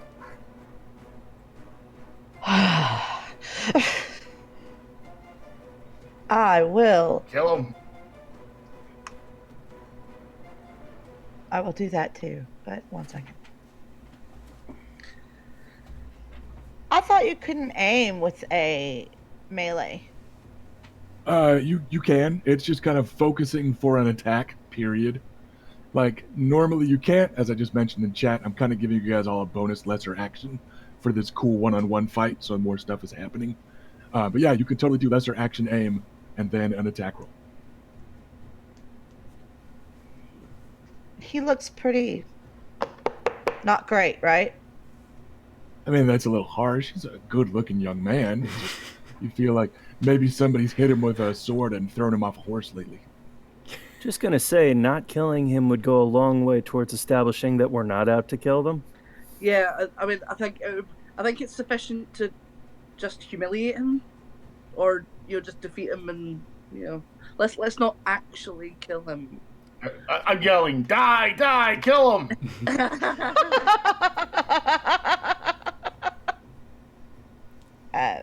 All right, I would like to. I'm going to perform just a regular attack. Yeah.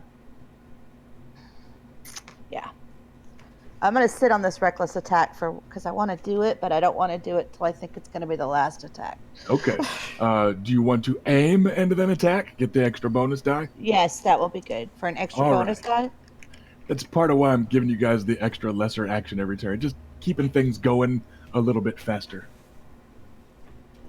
Because also both of you are not super ninja primary combat characters, and you are both in heavy armor. So I want to encourage good rolls. 22. I suppose that counts as one of those good rolls I'm trying to encourage. Is that counting your bonus for Castle Forge? Yes. Okay. I remembered it. That's absolutely good. All right, so he has combat defense. So 9, 4. Your damage is 4. That will be 16 points of damage going upside his young Adam Dannett head with a thoroughly palpable hit. Damn it, Dannett. That is okay. He reels backwards under a flurry. You're able to feint low. He has to lower his shield, and then he just can't muscle the shield back up in time. So you're able to connect pretty solidly with his helmet with one, and it rings out. He gets his shield up there, but you're hammering him pretty good. And he stumbles backwards, but then he plants his feet and he muscles forward at you again. And you hear him hissing under his breath, for the 15, for the 15, for the 15. And he is going to spend a destiny point to ignore his penalties for this attack. He is going to aim, and he is going to do an aggressive attack because he knows he is losing this shit. But he does not want to shame his father and let down the small folk that you blackguards slew so mercilessly. So he is pouring it on you as much as he can, which gives reckless attack is +1 kept die, no penalties. All right, your combat defense again, please.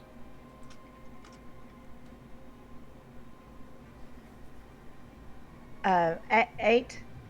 Hey, on this character sheet, does it factor in my shield? Because that'll make it a 10. Did you put your shield in on the Excel thing? Like, you just Yeah. kind of have to check the math. Yeah, I'll if check it later. Go with Okay. 8. All right. Either way, he rolled a 20. So even if it's a 10, he's looking at the same extra degrees of success here. So that's going to be 12 points of damage coming at you. I take back the 3 I just healed. So he is essentially chanting, might even be praying under his breath at this point. With every swing, with every lunge, every shift of his shield, he's saying, for the 15, for the 15, and just laying it on, doing everything he can. I feel And kind of bad you are about up. it.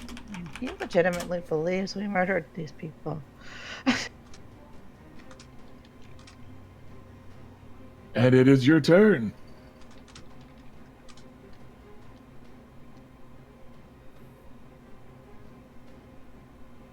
All right, then. I will perform a reckless attack.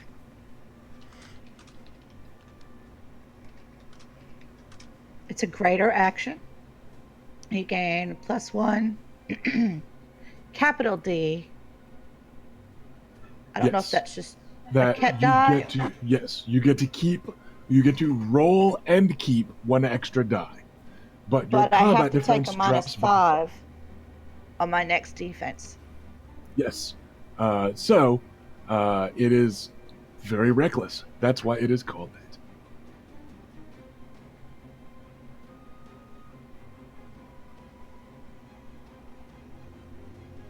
So, sling them dice and see what happens. Spoiler alert. Something. Eh.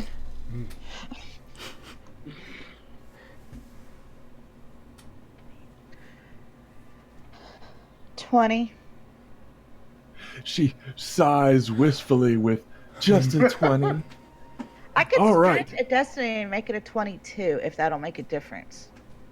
Well, he is at -5 combat defense from his own reckless attack last turn. So yes, So if I you will are take. going for a finisher. All right, so you spend a destiny, gets you a 22. Did you remember the Castle Forged bonus? No. So a 23 then. All right. You are Thanks again, able Locke. to just wail on him. He is way off balance, and he kind of exhausts himself in that flurry of attacks, battering at you and your armor, and he is not able to really meaningfully defend himself from this flurry of attacks. And you just slam the shield into his armor again and again. Now, the good news is, you slam your sword into his armor again and again. The good news is it is a sword, and he's wearing heavy armor, so they're actually like terrible for killing someone in heavy armor with. But you are able to land these shots with force and accuracy, so you're able to hit at like the elbows, where he's not quite as protected. You're able to ring his bell by slamming into his helmet again and again, and eventually those are going to get through and do some damage. You start wailing on his right shoulder because you hear him kind of hissing in pain every time he attacks, and you know his shoulder's kind of jacked up from the fall, and you just pour it on, and you pound him down into the dirt, and he staggers and stumbles backwards, and his shield falls from his arm as he swings his left arm out and desperately kind of grabs for the railing that splits the jousting field, like a boxer grabbing for the ropes, or an MMA guy trying to grab the chain link in the octagon. And he's able to not quite fall, and he is down on one knee, and you hear this metallic kind of hiss from inside his helmet as he says, "Father, sorry," and he just tumbles face down in the sand. I step back and salute with my sword and put it away. You see Maester Ferris come scurrying up from his end of the field. Now, technically, we are using the full defeat and consequence rules because this was not a joust. This was a real combat. You're going to be facing real injuries and wounds from it. So, you can choose death or maimed or unconscious for him. You can't really force him to take the black for this, and you're not going to be able to take him prisoner for this. Well, I don't want him to die. He honestly believes, obviously, he honestly believes we murdered his people, and he is doing the honorable thing. Yeah, I just name him. also, I will take unconscious. I mean, you don't have to justify it to anyone. You could choose what you want to choose. I was just reminding you those options. So, death is just what it sounds like. Maimed lets you either give someone like the maimed quality, or permanently reduce one of their attributes by a rank, which doesn't in a way that makes sense.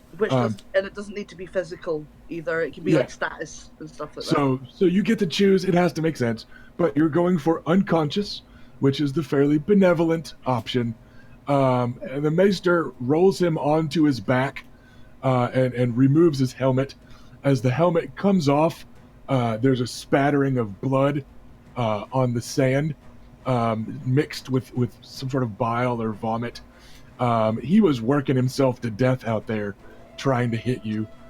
He is sickly pale beneath his helmet, and the smear of blood and bile streaking his face is especially stark and dark against his unhealthily light skin. And there's a cut high up on his face from being battered inside his helmet, because helmets aren't perfect. Heads still rattle around in there. So he's bleeding a little bit from up there, and his eyelids are fluttering. And even in unconsciousness, he's got this grip on his sword that he refuses to let go. And Maester Ferris, though, is technically interfering at this point, but he clearly and formally announces, Your Grace, my lord yields. The accusation is withdrawn. And it's a maester's kind of reedy voice. It doesn't really travel over this kind of background noise. So Robert says, The gods have spoken, and even they listen when steel sings loud enough. Fine. The Dannets withdraw their accusation. House Nymaryen had naught to do with the butchering of small folk. Let none speak on the matter. Clean up this sand. Let's get on with my daughter's fucking tourney. And we're gonna take a break, because we are at the halfway point of our stream. So we will see you all back, and we're gonna pick up with the first of our tourney brackets. And we will be back right after this break.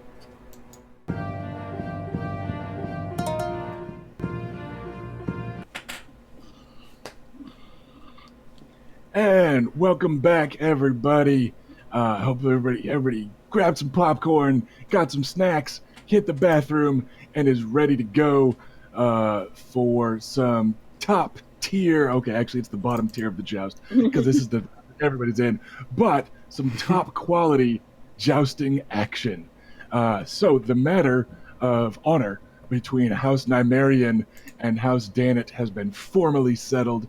Young Adam Dannet was helped/dragged off the field by his maester and some token accompaniment from young Sir Cletus Ironwood, heir to House Ironwood.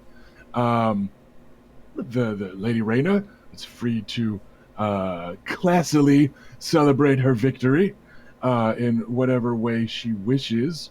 And we are going to kick it up with some joust. So what we are going to do real quick is let the chat decide which of the following jousts we are going to watch first. Do you want to see Sir Vannon Rivers against the Kingsguard Knight Sir Boros Blunt? Do you I am fighting him. Yeah. Yes, you are. Do you want to see Lady Bela Nymaryen against Sir Gennady Shaneen, the Dornish Hedge Knight that may have Scorpion, the ancestral blade of House Will? Or do you want to see Sir Lucerys Nymaryen against Blackwalder Frey? Ooh.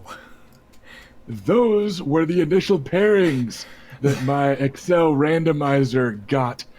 With the exception of one, I did fluff the Gennady Shaneen one around as a royal boon to House Will.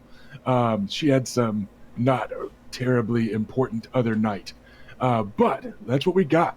We want Vannon against Blunt. Do we want Lucerys against Blackwalder Frey? Or do we want to watch Lady Bela try to help her cousin uncover the mystery of the stolen will of Valyrian? So chat, rattle off some names, chop, and we These will are get really these good. PC jousts out of the way. Yeah, these are some good first round jousts. There. I'm in it for all three. There's a reason that I was excited when I ran this randomizer, and I was like, oh, this is going to be good. The fucking bastard got a Kingsguard. Yes! I was pretty happy. And just, everybody loves to hate on Freys.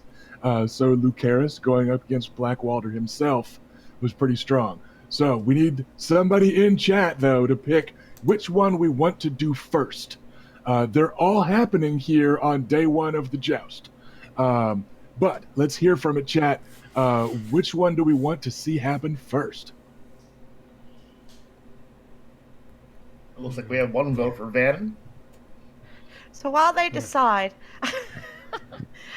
my thing is I'm going to go and strip out of most of my armor and get something really cold to drink and then come and sit down heavily. Sure. There are kind of preparatory tents nearby. There's a maester's tent just off the tourney field, and then there's a similarly, tent. They're all wrapped in Baratheon shit because they're royal tents that are available to the knights that are contesting. So yeah, you're able to get changed. There are drinks aplenty that are available, and there's a bit of milling around. This tourney, they've actually got the jousts being done on sand instead of grass. It rained recently enough that they knew it was all just going to churn to mud anyway. So instead it's got sand. So it's, some fancy footwork differences there in traction or whatever. But any knight worth their salt has practiced on both, yada, yada, yada. It'll be like home turf sand. Well, and the sand may be Dornish red before too long. But there's time for everyone to get ready. An army of squires and pages are seeing to the needs of the highborn, all here near the kind of royal pavilion over here. It looks like Cersei completely could not care less. You do see several Kingsguard that are on duty, and they've got their full armor on, etc., etc. And you see the ones that aren't wearing helmets seem to be the kind of casual Kingsguard that are kind of off duty. This close to the royal pavilion, you're actually able to see one of the on-duty ones is Jaime Lannister, who does not look happy about not being in the lists. But you guys probably don't mind that. No, and also, fine.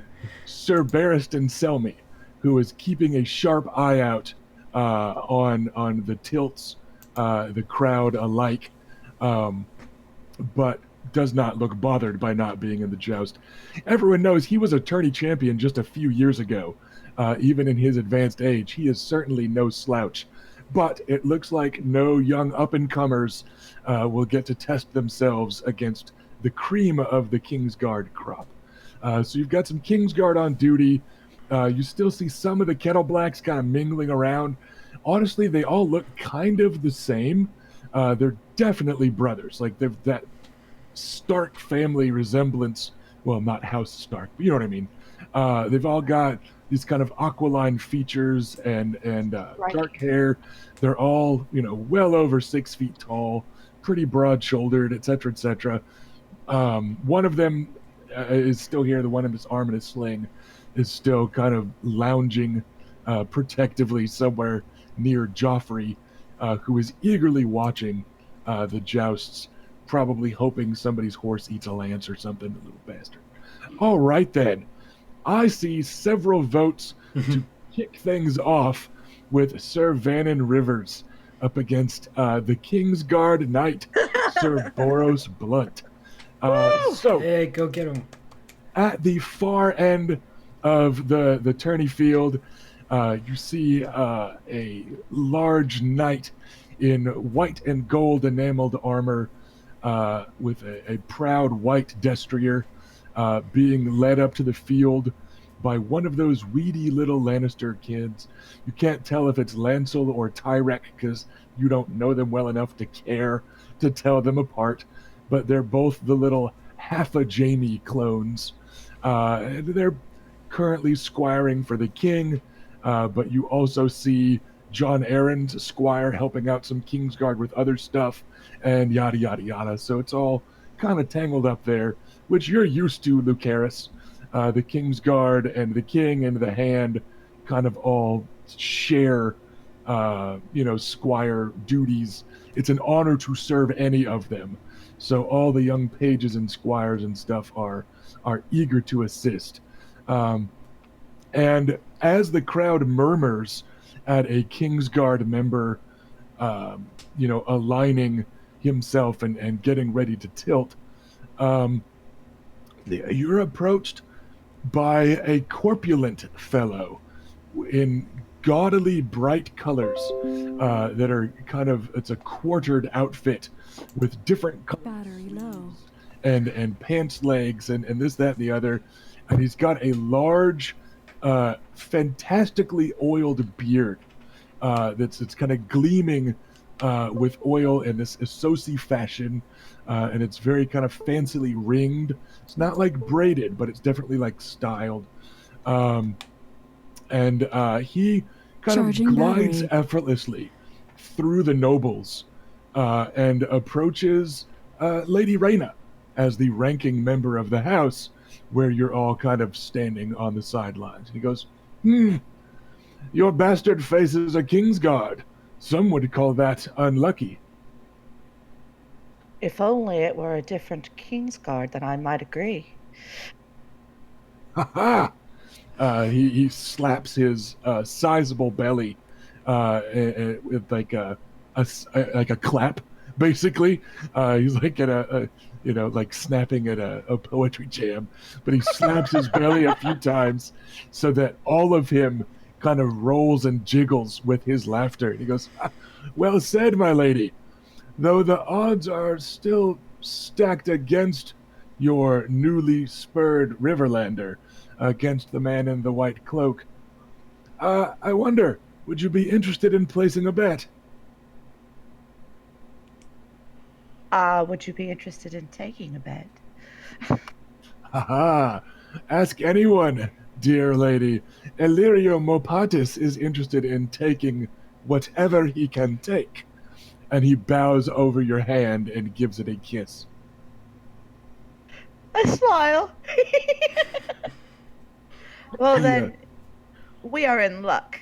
He's a smoothie. I Definitely a smoothie. jangle a coin purse. For out-of-character bookkeeping purposes, we are not going to do the extra layer of math of like 2-to-1 odds or 5-to-3 odds or whatever.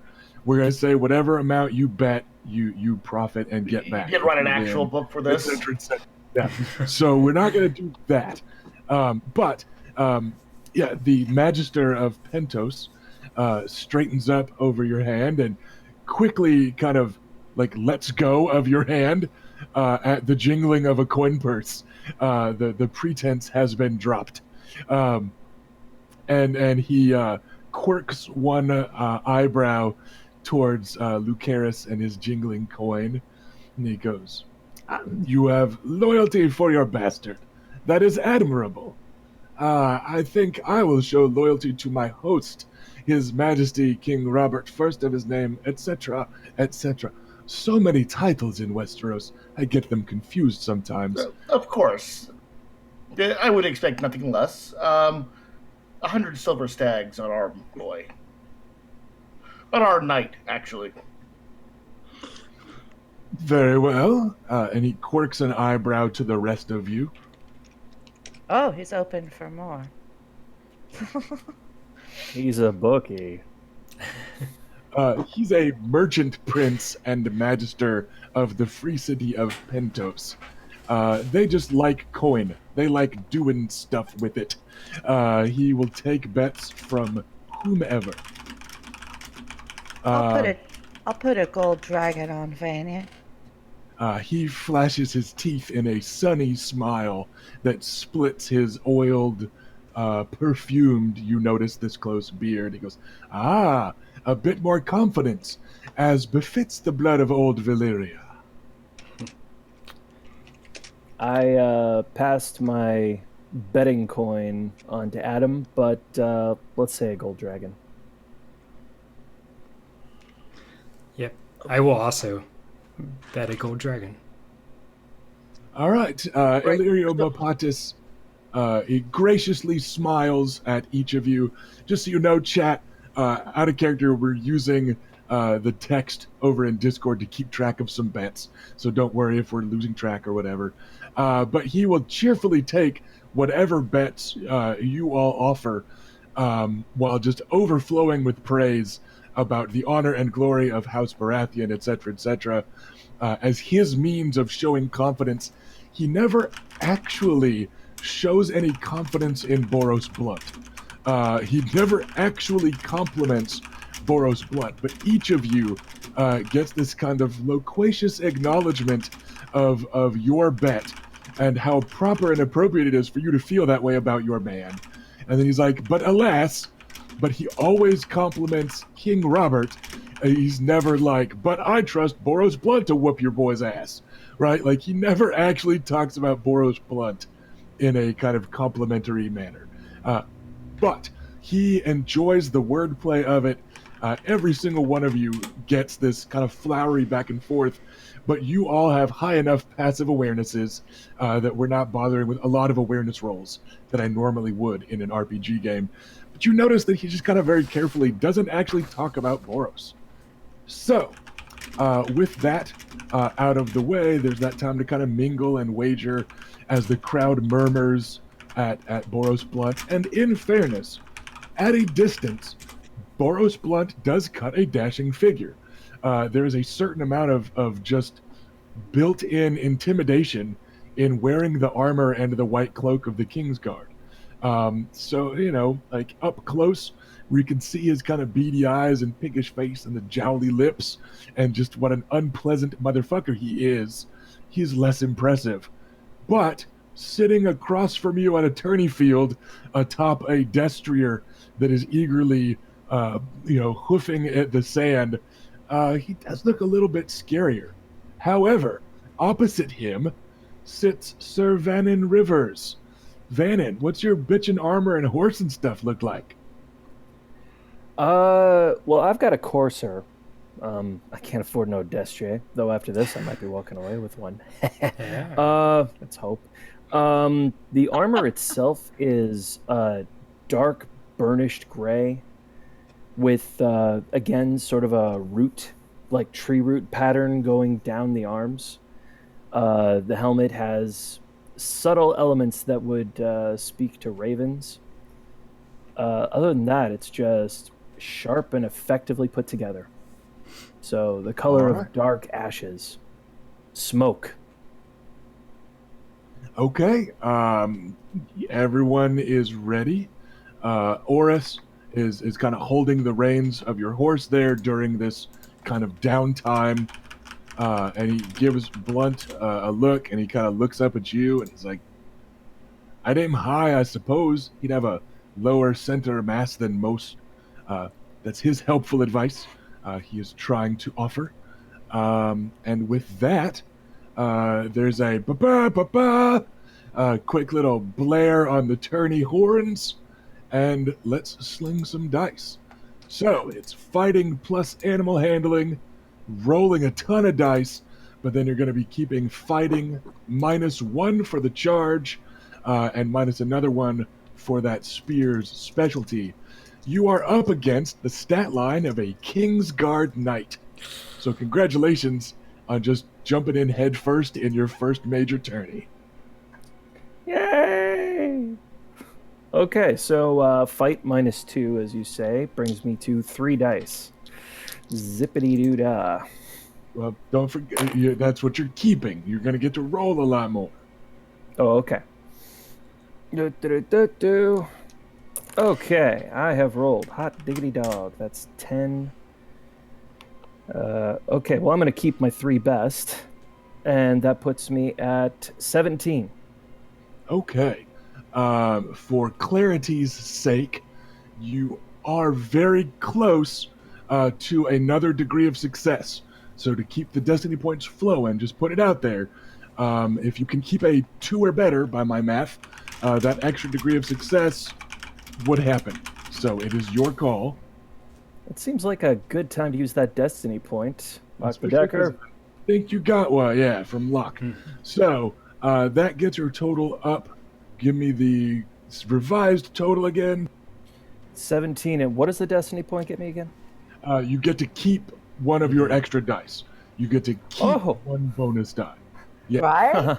Yeah. Destiny points are important. I've been telling you guys. Then it's 21. Nice. Okay. That was a good roll. Also had a total of 21. Just for your own bookkeeping purposes, you have kept the same total as a Knight of the Kingsguard coming at you on your first pass. So your 21 against his... Okay, give me 1 second. I will make his ride test. Assemble your dice and make your ride test. This is animal handling plus ride, because you did get palpably hit, and I will get you the difficulty in a moment. So that's roll the 3, and the 1 bonus dice is So 4. you're rolling animal handling plus ride, and then you keep animal handling. Okay. Boop, boop, boop, boop. I rolled a 3 plus a 4, 7, 10.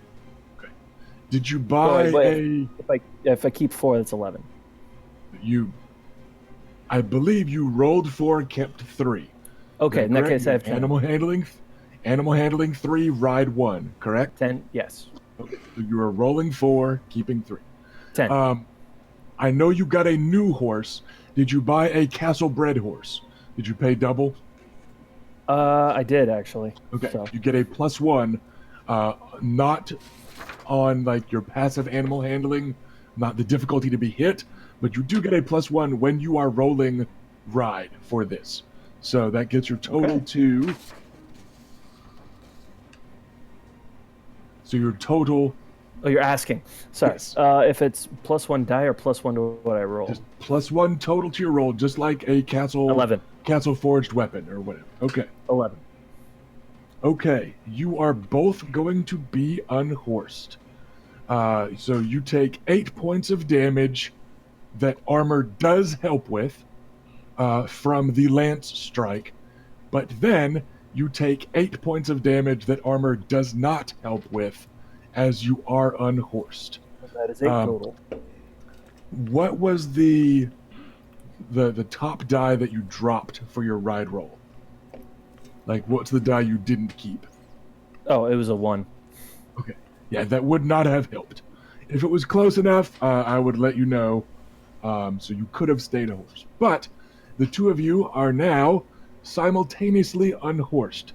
So I believe your armor should absorb the lance strike. But then you get this 8 points of just the world smashes up and hits you in the kidney, right? Because you just go spinning and tumbling from the saddle. The good news is he had a lot more weight in his armor when he hit the floor than you did. But now is the moment of truth. Do you spring immediately to your feet and call for a melee weapon? I think I will. Okay. Because it is King Robert and he loves fighting, people are not automatically disqualified when they are unhorsed in his tourney. If they immediately vault back to their feet and commence to attack him, then this is what happens. So, Sir Boros Blunt heaves there for a moment, and he has to kind of roll and then clamber, partially because he's not in great shape, partially because he's in heavy armor, much like you. It's a greater action, but he has some trouble getting back to his feet, but he does. And he yells, "Axe! Axe, damn you, boy!" And is reaching out behind him towards that Lannistarian squire that comes scurrying up and brings him a long axe, like a big two-handed axe. What are you bellowing for Oris to bring you? Out of character, we're assuming that weapons have been appropriately blunted, yada, yada, yada. So you can use the full armory that you already possess. But you have your choice. Ask for Oris. If only. That's a blunt object. I'll go with Bastard Sword and Shield. Okay. Oris comes trotting up and hurriedly offers you your sword and your shield. And he gives you a kind of hesitant grin, because happiness comes only hesitantly to Oris. And he goes, "Well struck." Like, kind of like, "Oh shit, you knocked the Kingsguard out of the fucking saddle. It feels weird to congratulate you when you've been unhorsed, but like, shit, you knocked the Kingsguard out of the saddle." You know, that's what his face I grin at says. him. He's like, "I guess well struck is appropriate." And then the two of you have to immediately close. So it's not quite long enough for a take a breather action by design. You're both kind of winded and battered, but King Robert rewards aggression, so the two of you rush back to the center of the field. Now, you're going to be rolling agility with the quickness specialty if you have it. I do not. And your armor penalty applies. And this is just standard initiative. All right. In that case, it's Standing, 4. cheering. All right. You have trounced Sir Boros Blunt, who actually had a negative result. So, because he rolled a 2 on 2 dice, and it was as bad as could happen. So I'm going to go ahead and also give you that bonus lesser action for this phase. So again, no worry about movement. You guys close, and then he's just still kind of winded, catching his breath. You are able to absolutely seize the initiative. So this round you get a lesser and a greater action. Ooh, is there a disarm option? Or would that be frowned upon? There is. There is. There is. It's kind of difficult in that it is equal to your opponent's passive fighting. So it's tricksy, but you know it's going to be pretty solid on this guy. You attack against the passive fighting skill of your opponent, and you have to succeed with at least 2 degrees. So to give you an idea wow. here, that means you would need to roll a 25 or better against this guy. All right, I'm gonna. Can I just charge and shield bash him? Try to get him off his feet. You can. I will allow it this time because it's kind of awesome to do to Boros Blunt. But let's do recall that the knockdown rules are a little bit weird and broken in this game, so let's not make a habit of it, but fuck a bunch of Boros Blunt. So, go ahead. This is an athletics test against your opponent's passive agility. Which is going to suck. Yeah. So because you've kind of got this extra momentum going from his absolute garbage initiative roll, and also knockdown is just a lesser. So you can knock him down and then smack him with a weapon. Okay. Yeah, I rolled a 14 on the agility. All right. His passive, it's athletics for you. It's against his agility. Right. Sorry, it's Did the you same. roll the right dice? It's the same. Okay. So technically you get a +2 to that test result because we're combining it with the move the way we described it, but you do not need it. So he is knocked down, and you will get +1 test die on fighting tests against him, which I believe is coming up right the fuck now. So, sling that fighting plus any appropriate, using a bastard sword which has a training of 1. I don't remember how much long blade specialty you have, but just 1. Okay, so it's going to be 5 dice. Your bonus die gets eaten by the training requirement, but it's going to be 6 dice instead because he is prone. So 6 dice, keep 6 against the combat defense of Sir Boros Blunt. That better be freaking awesome. This is wow. That's a 10. That's a 20. He's gonna get fired. That's a 29, and if it's my Castle Forge, there's a +1 on it. It is your Castle Forged. Again, in the abstract, the weapons have been blunted or they're wrapped in cloth or, whatever. But use the stats of whatever weapons you've got. So, that is a 29, 30. You had a difficulty of 4 on this roll. Because he's a big guy in armor and he opted for the axe instead of even bringing his shield because he was just fighting a bastard. So you hit him with, yes, degrees of success. What is your base damage with your bastard sword? 4. I'm not two-handing it. Yep. So that is going to be 24 points of damage. Now, he is in very good Castle Forged plate, which will knock the damage down to that. He has this much health, so that will knock the damage down to that.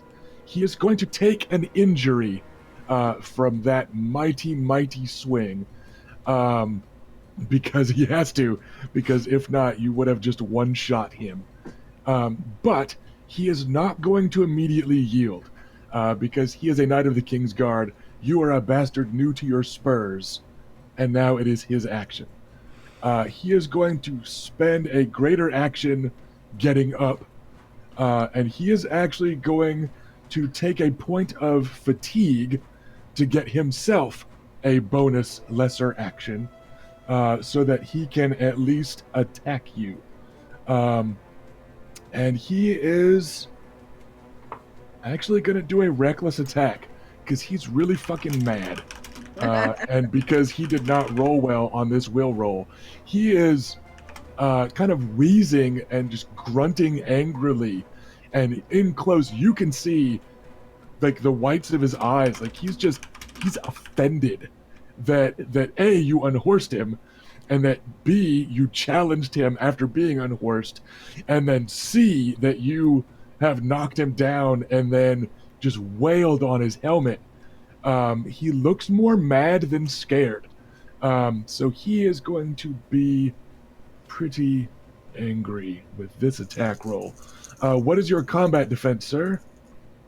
My combat defense. God, I hate this math. My agility plus athletics plus awareness minus the penalty of my armor? Yes. Plus Okay. the bonus from your shield. I promise we had this all written down somewhere. I know. 9 plus... Yeah. 9 plus 6? Okay. He lands a 21 against you, which is a thoroughly palpable hit because his dice made up for that initiative roll. So that's 4 degrees of success. That is 24 points of damage from a long axe. Oof! So I'm dead. No. No, you're okay. So first off, you lower it by your armor. That's right, so 10 off. Okay, so you have 14 points of damage left. What is your health score? I'm... Damn it. I had You're- 11, and I had you're- 8 already, so... Okay, so you had 3 health You points still left. take injuries. You're fine. You have 14 points incoming. You have 3 health left. What I would do is take an injury or a wound. You can take a number of injuries. Each injury you take reduces incoming damage by your endurance rating. Or you can take 1 wound and it ignores all the damage from 1 hit. The difference is that every injury you take gives you a -1 to rolls. So you roll, you do the math, and you subtract 1 point per injury. A wound gives you -1 die on all your tests. But you ignore all damage in a round. Yeah, so you ignore this whole hit for 24 points of damage.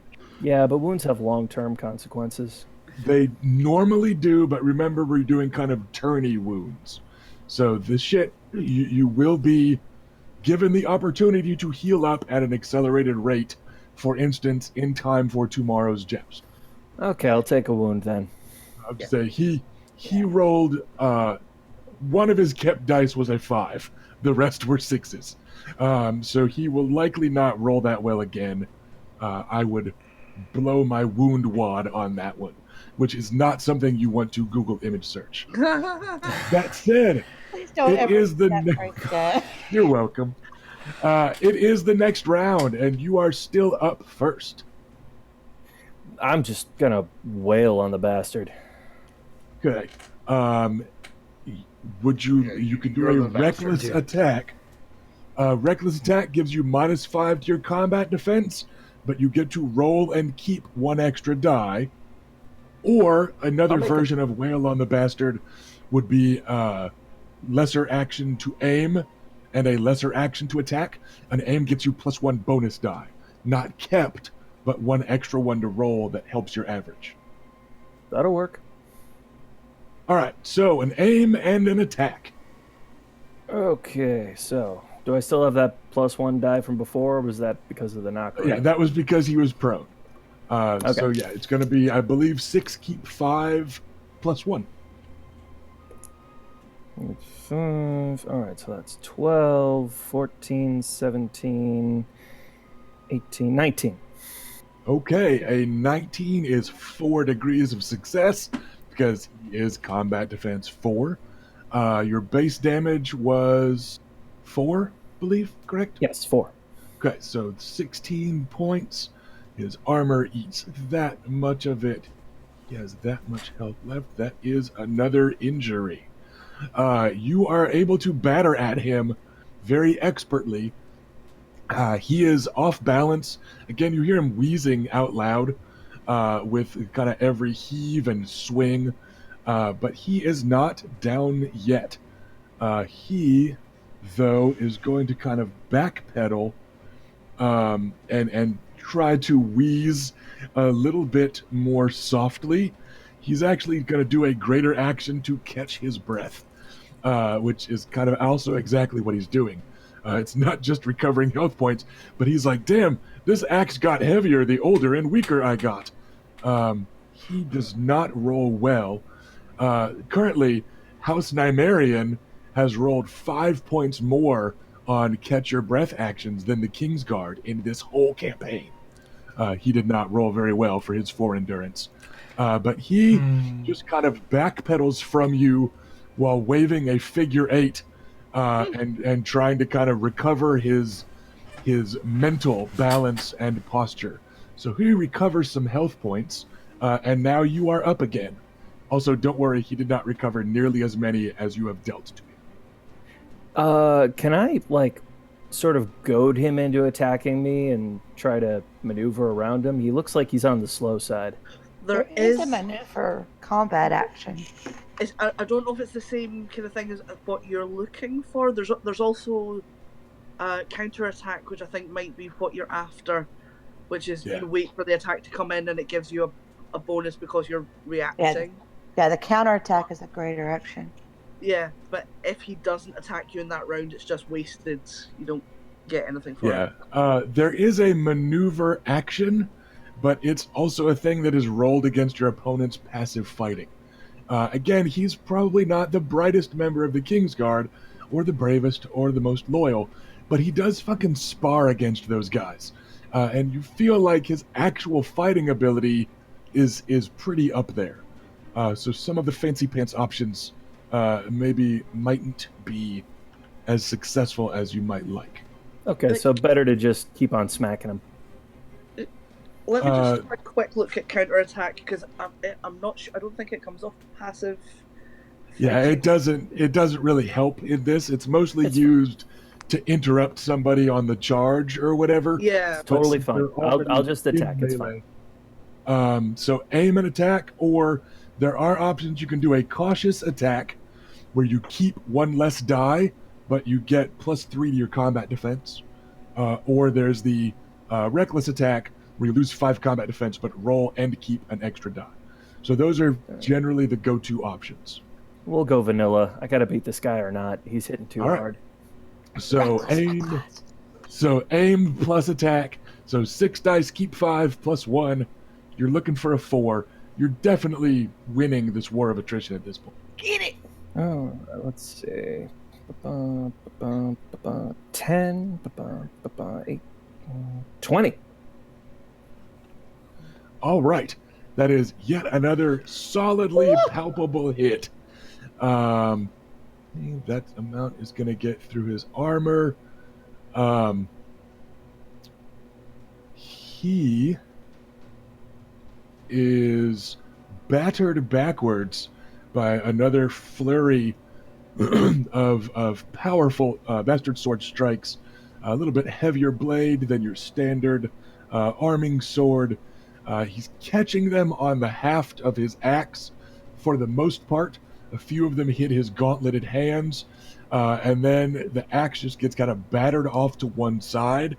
And once it's out of line, you're able to land several ringing blows on his helmet and shoulders that just drive him backwards and down. And he stumbles backwards in the sand and falls on his rump. On my feet, yelling.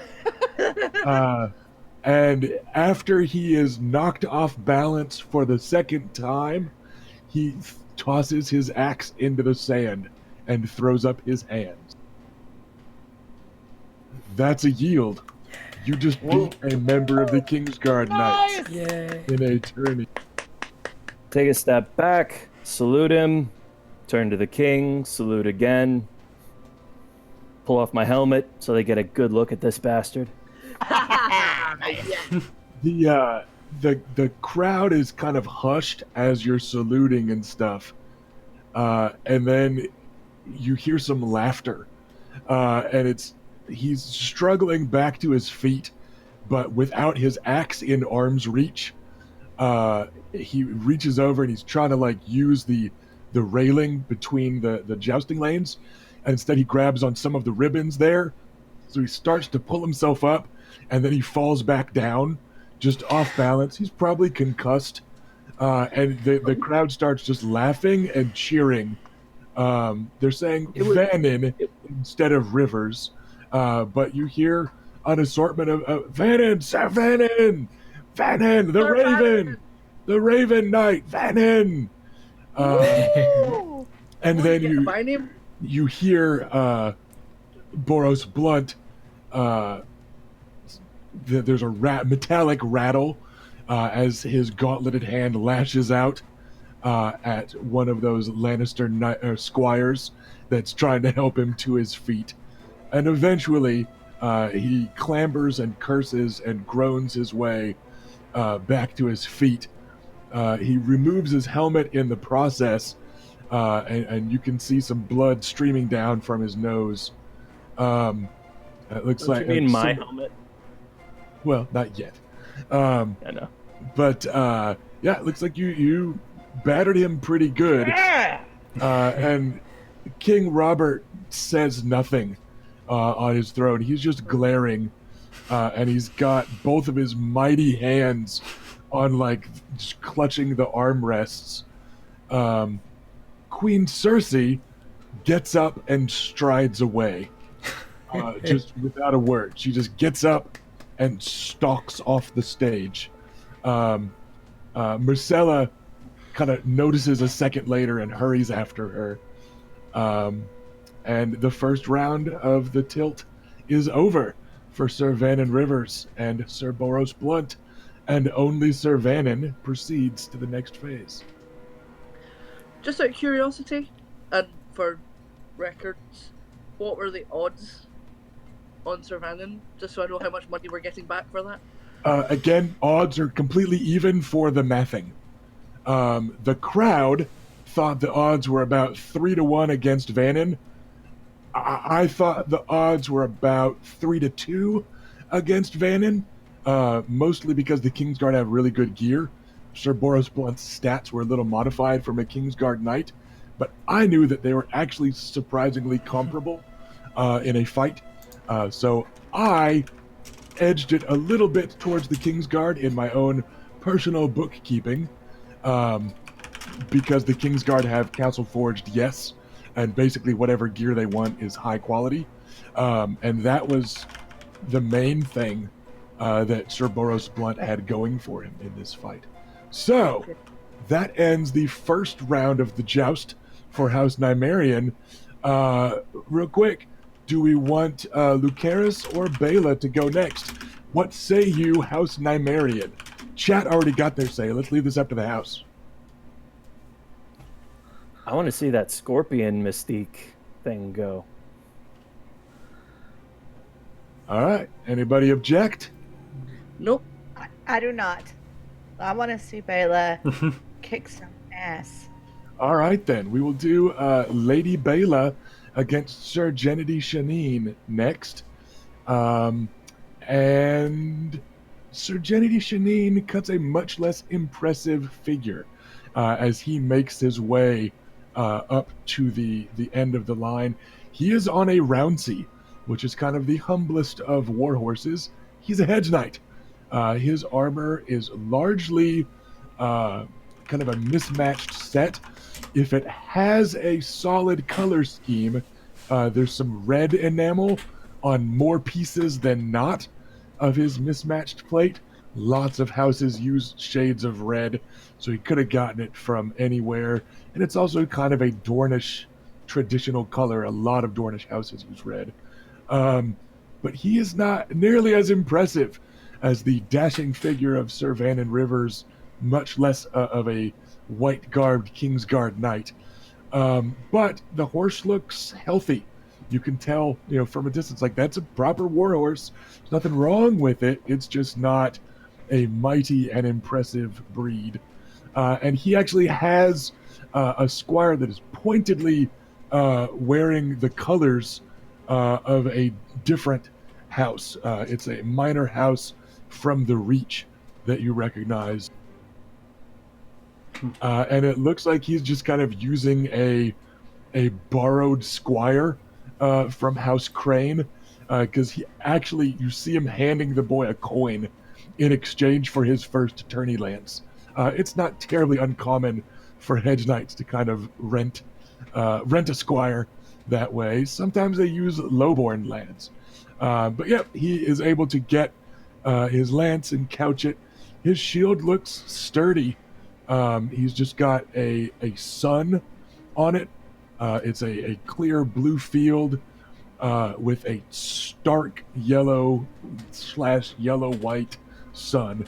So it looks like his sigil is just that greatest protector of Dorne, the fucking sunshine itself.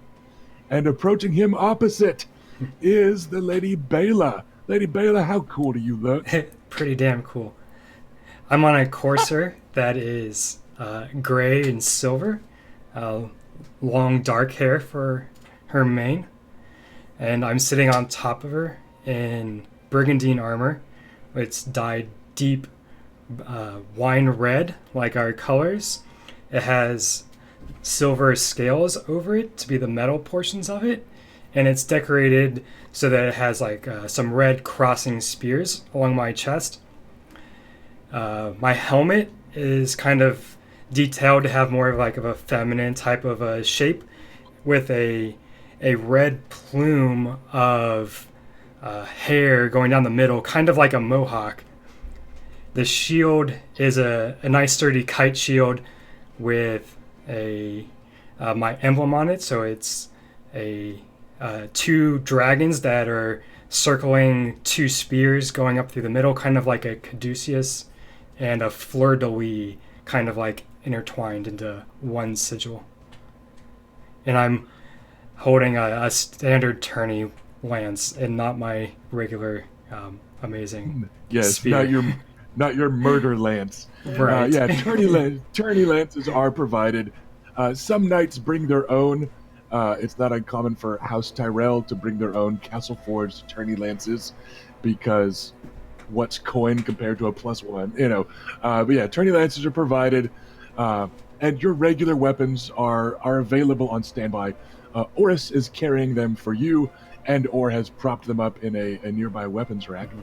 He's also holding the reins, and he kind of looks over at the knight, and he looks up at you, and he looks over towards your cousin, the Will of Will, who you see toasting you from the sidelines. And he just goes, "Milady, I know that Will fella already talked to you about this, and so I'm afraid I have no advice to give."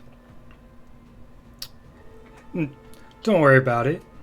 I've got this under control. "I think you do." And he lets go of the reins and kind of backs away. For the house, don't forget to be sticking with the Discord chat and placing your bets. If you are betting them, Illyrio Mopatis gives a negligent gesture and just kind of shares with you the going Kingslander odds. He goes, "It's a hedge knight. I'm afraid that the Lady Bela won't likely impress anyone by beating him. Still, I suppose he's invited for a reason. Must be something about him of interest. I wonder what it could be," as he strokes his carefully oiled and twisted beard.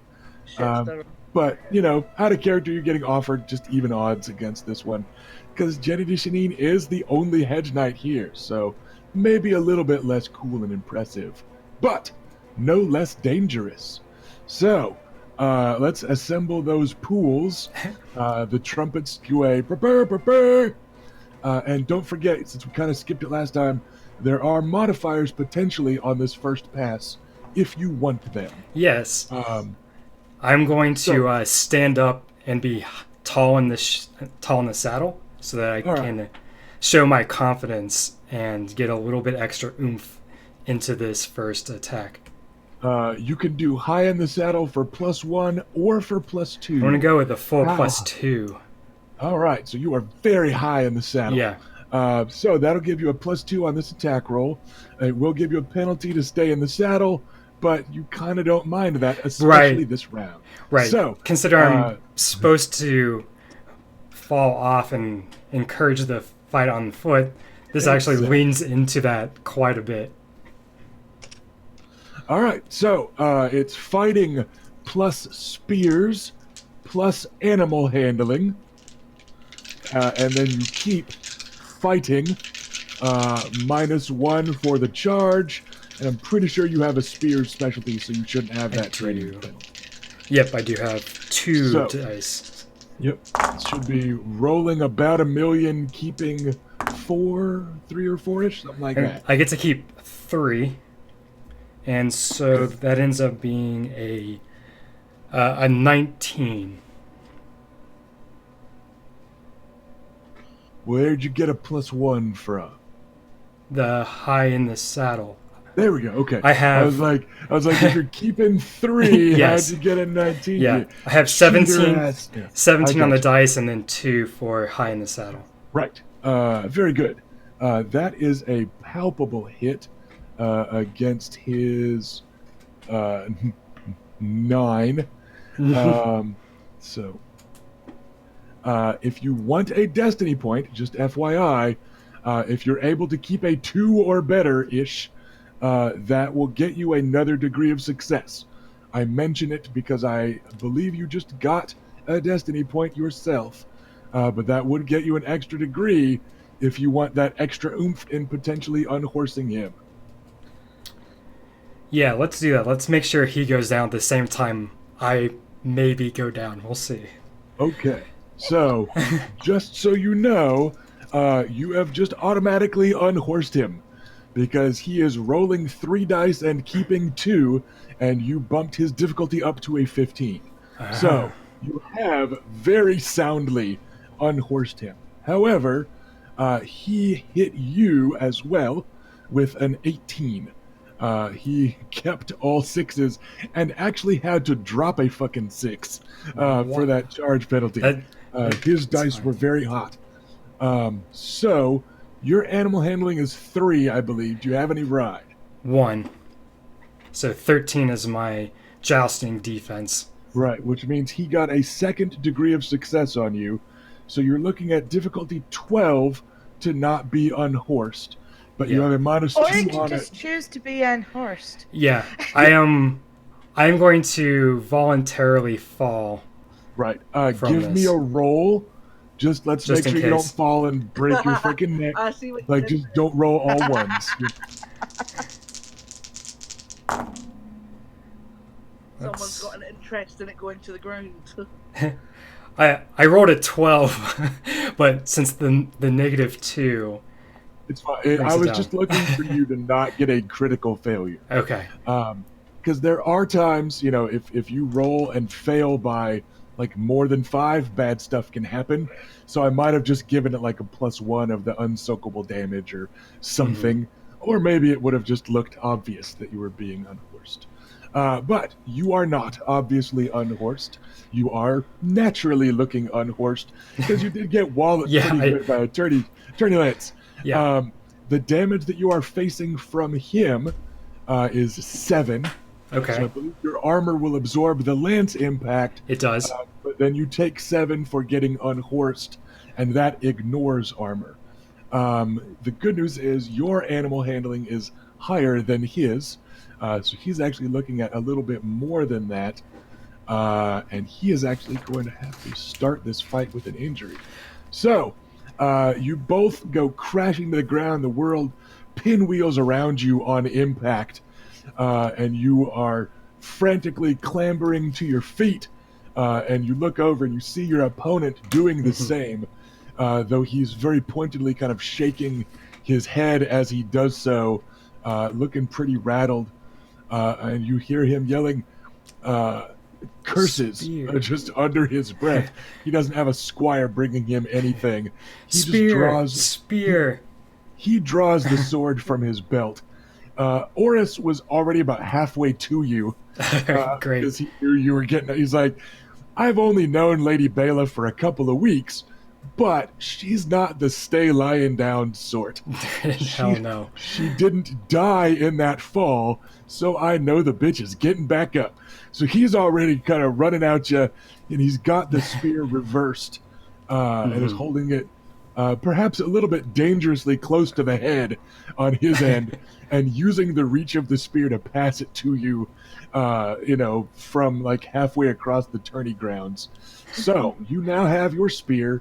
Again, it's Valyrian steel. It's very dangerous, but by default, we're going to assume that you're just doing tourney levels That's of correct. wounds and injuries, which you hope is also true of your opponent, because as he finishes gathering his bearings, his sword already in hand, and getting his feet under him, you see the smoky dark ripples of red and gray in the steel of his blade. He's got cloth wrapped around the hilt as kind of an ornamentation. It certainly isn't likely to be some woman's favor or anything like that. It just looks kind of like a scruffy rag that mercenaries sometimes decorate their shit with. So he's trying to dress it down. You can tell that the grip itself is just wrapped in leather cord. So it looks like the hilt and the grip have seen better days, but that is definitely a Valyrian steel blade that you now face.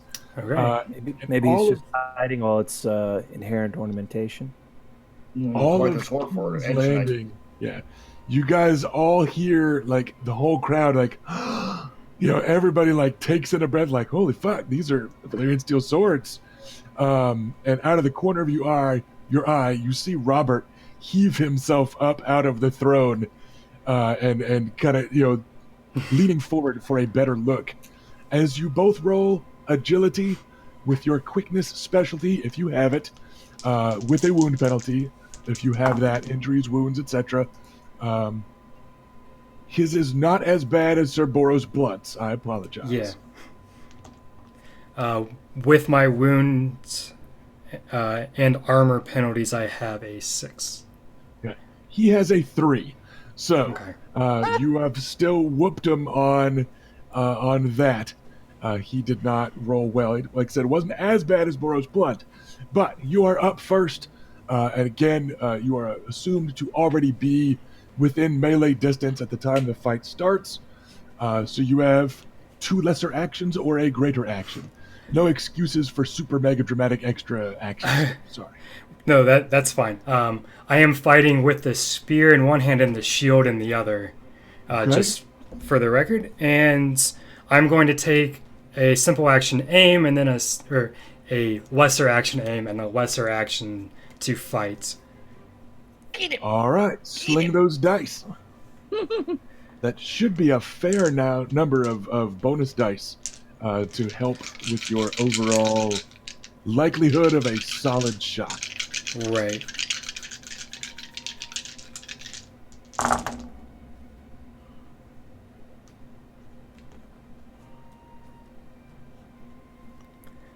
I have a 21. Ooh. Hot damn. All right. That's 4 degrees of success, which is a pretty fucking solid opening volley. What is your base damage? 4, and I also have pierce 1. Right, so that's going to lower his armor value, but there's 4 degrees of success. It's going to be 16 damage. Knock his armor down. He will take that much damage. Already took that much damage. That is a second injury, which is not the way you want to start a fight. But it looks like he is game. So he's able to get his sword and shield between the very, very worst of it. But you're able to just jab at like the joints of his armor over and over again. And once, like right center of mass, where the tip actually penetrates his breastplate, just deeply enough to let him know that you can. I know you're not out to necessarily murder him. But it is a startling opening volley. And he kind of backpedals against it to kind of avoid the worst of it. And then he reaches up with his sword hand and kind of hooks his helmet with it, tosses his helmet off, and gives you a yellow-toothed grin, a Dornishman to Dornish woman. And he goes, "I have steel as well," and advances on you with a flurry of longsword strikes. He is rolling a pretty healthy handful and keeping 4, but he is facing some wound penalties. What is your combat defense? 11. Okay. Because it is a Valyrian steel blade, he is just able to eke out that next degree of success against you with his 21. Ouch. So 3 degrees of success with a Valyrian steel sword is going to be 18 damage. Oof. Because his Valyrian steel sword doesn't have fancy piercing and stuff. It's just extra damage. So it adds up pretty quickly. No piercing there. You get your full armor against that. And then remember, you've got kind of tourney rules for injuries and wounds. Right. So I'm going to have to take a wound in this case. Okay. As an option, remember, you can spend a destiny point to make somebody drop a die. In this case, he would only be dropping his 2, but I did let slip that he only barely got that last degree of success. So it would be dropping the damage significantly. If you wanted to spend a destiny point, it would drop the damage to 12 from 18. Is that for the round or the scene? It's just for that attack. You can spend a destiny point the same way you can spend a destiny point to keep an extra die. You can spend a destiny point to make an opponent lose an extra die. So you would be knocking his roll down by a die, and since I just mentioned he barely got that last degree. Yeah, let's do that. I will use my destiny point to have him drop that lowest die, and I will take an injury to just saying that was mitigate that. Yeah, because he barely got that degree, and because the base damage is pretty high, it opens up some different management options. And you are up next, because there is only 2 of you. So, use your turn. Okay, I am going to drop the shield and then go to my natural two-handed fighting with this weapon. I'm going to aim and attack again. All right, you're going to have +1 damage for using it two-handed. Plus, you just kind of look a little cooler and can do different twirly, tricky stuff. Oh, gosh. Well, my good rolling has not continued.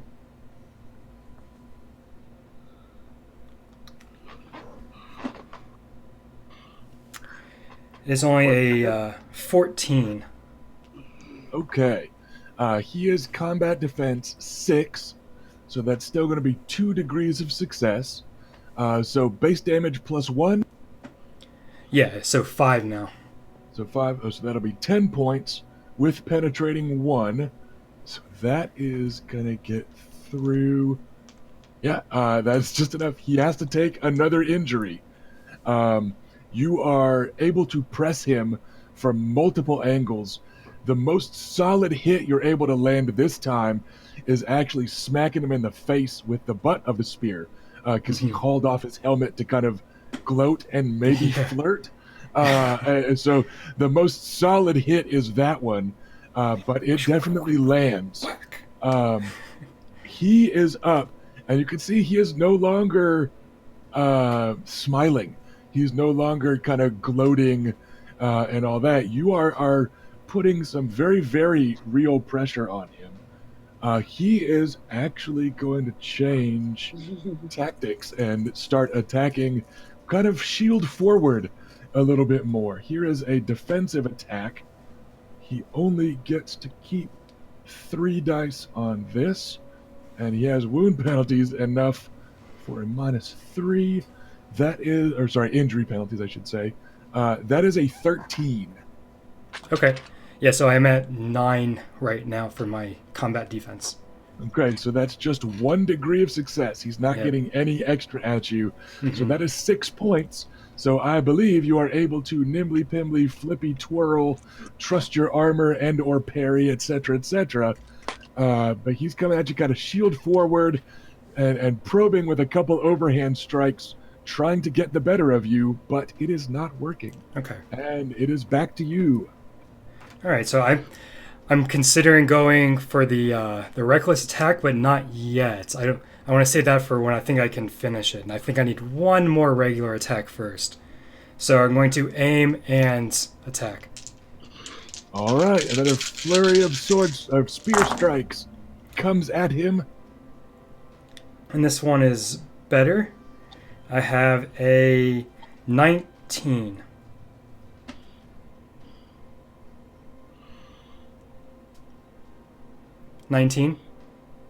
Okay. He did the defensive attack cautious attack. So he is up to a combat defense of 9, but you rolled enough to get 3 degrees of success on him.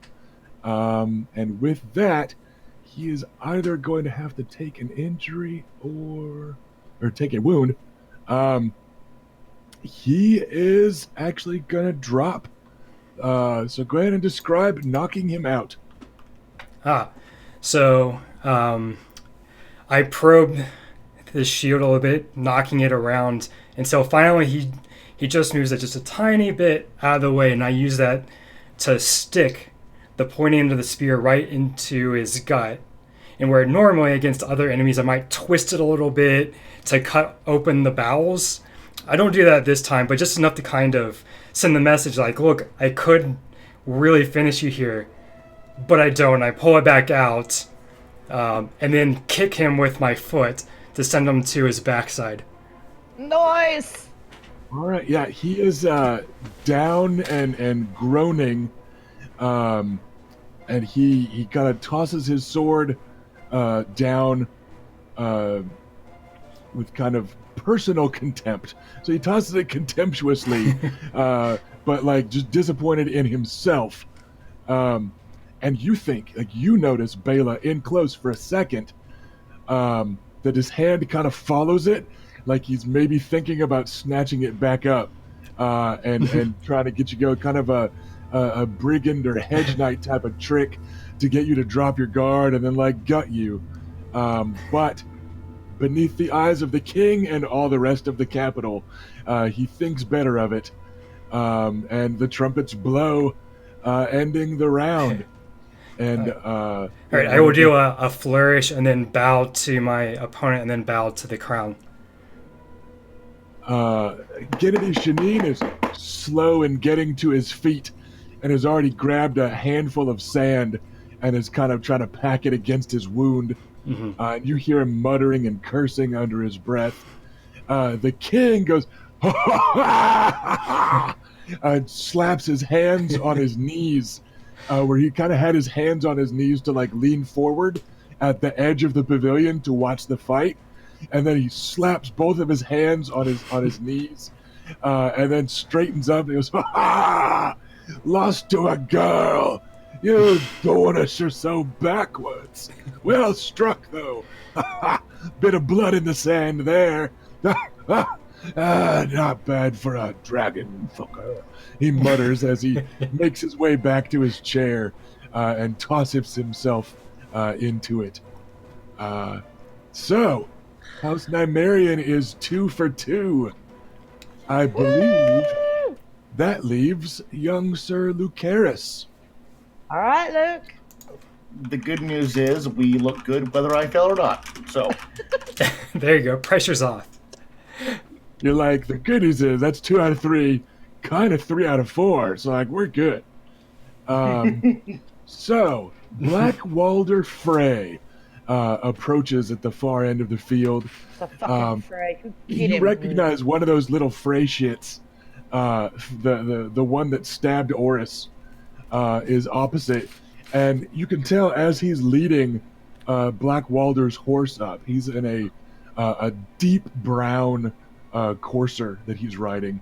And as he's leading Black Walder's horse up, he's kind of like, he's doing that like 13 or 14-year-old gesturing and explaining and pointing. And you're pretty sure he's hurriedly telling Black Walder what happened between him and Oris. I'm getting tattled on. Yeah, exactly. He's like he in the main one, Papa. You know, but he's not his Papa, but you know what I'm saying. But yeah, like it looks like he's telling a story. Black Walder already, without his helmet on, his features are closed off. He is not a passionate or expressive man. His features are just kind of blank and absolutely uncaring. He's got half-lidded eyes, very black hair. He's a great-grandson of Walder Frey. And he's Their prime. somewhere in line. But he's got kind of a pointy black beard. He's got a white kind of tunic on over just matte black armor. And the tunic has a black version of the twins on it. So the two towers with the bridge between them. But it's just like a black outline of it. Almost like a shadow of the twins is what he's wearing. It doesn't have the little like brickwork type of stuff. It's just this like total black look. And he just looks completely disinterested in what this fuck off third cousin or whatever the shit is talking about. Like, without his helmet on, his features are already closed off and unreadable. Like, he's like, fuck you, kid. I don't care who you stabbed or why or what this guy fucking said about you. You're not my fucking kid. You know, so he does not seem to be terribly impassioned by the pleas and petulant tantrum of his nominal squire. Oris guides your horse up and then just kind of looks up at you while he's offering you the shield and the lance, and he goes, if I give you a silver, will you ride right past him and just stab the little fuck? It'd be a little more expensive than that, my friend. He shrugs his huge shoulders and goes, that's about all I've got lying around. But, well, they say Black Walder's one of the scariest Freys. Stay sound in the saddle and try to unhorse him. I suppose. He doesn't come down to the reach much. I've never seen him tilt before. Very well. Maybe. Luke will ride up on his black courser. He's wearing his new armor, which basically shimmers in the high sun. It consists of silver-like plate mail pieces wrapped down over dark gray silver chainmail in a half-plate configuration. The leather bits are dyed deep wine red, and the whole thing looks like it's modified to be as lightweight and agile as possible. His pauldrons have etched into the mail, and they're etched into the plate, and inset with gold to sigil the house. And on the chest piece, there is his personal sigil, which is etched into the plate as well. It is a Weavern in profile, but it's inlaid with pearl. Did Ash design your armor for you? Okay. it was a compliment.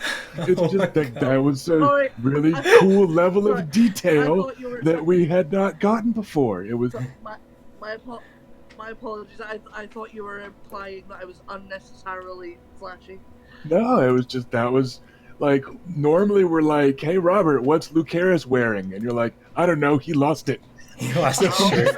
I'm just glad that Sorry, we got the I completely really, misread really the cool. situation. No, that's fine. You already just flew the double birds at your GM. I'm sure that's just going to go great. No, when he's got his Go clothes, great for your big brother. when he's got Yeah, his I was going clothes, he for looks flashing. amazing. All right, Yeah, so the shirt I lost was pretty great too. Just yeah, lost it. so you're looking pretty fancy and regal and proud. He's looking very grim and sinister. I mentioned sinister for a reason. He actually has the sinister trait that gives him a +2 defense in the first round of any combat. So there's just something unflappable about him. Those half-lidded eyes and this complete lack of interest. He's paying no attention to the crowd. He gives the barest little dip of his lance towards the king during the introductions and stuff. He's just here to fucking stab you. That's what he's here for. That's it. Nothing else seems to interest him right now except for that featureless face riding at you, lance first. You can tell that's his focus, and it's a little bit rattling. So he's got a +2 defense on the first round of this combat. He's not going to get it on the first pass of every pass of the tilt, right? So even if you guys stay a horse multiple times, it does not last forever. It's not a new combat every pass or whatever. But just be aware, he's a little bit in your head. Just the way you're like, how can somebody not be into the fucking grandeur and glory and attention? Like, why are you a knight if it's not to get chicks? You know, and like the way that Right? he's just disinterested in all of this. It's a little in your head.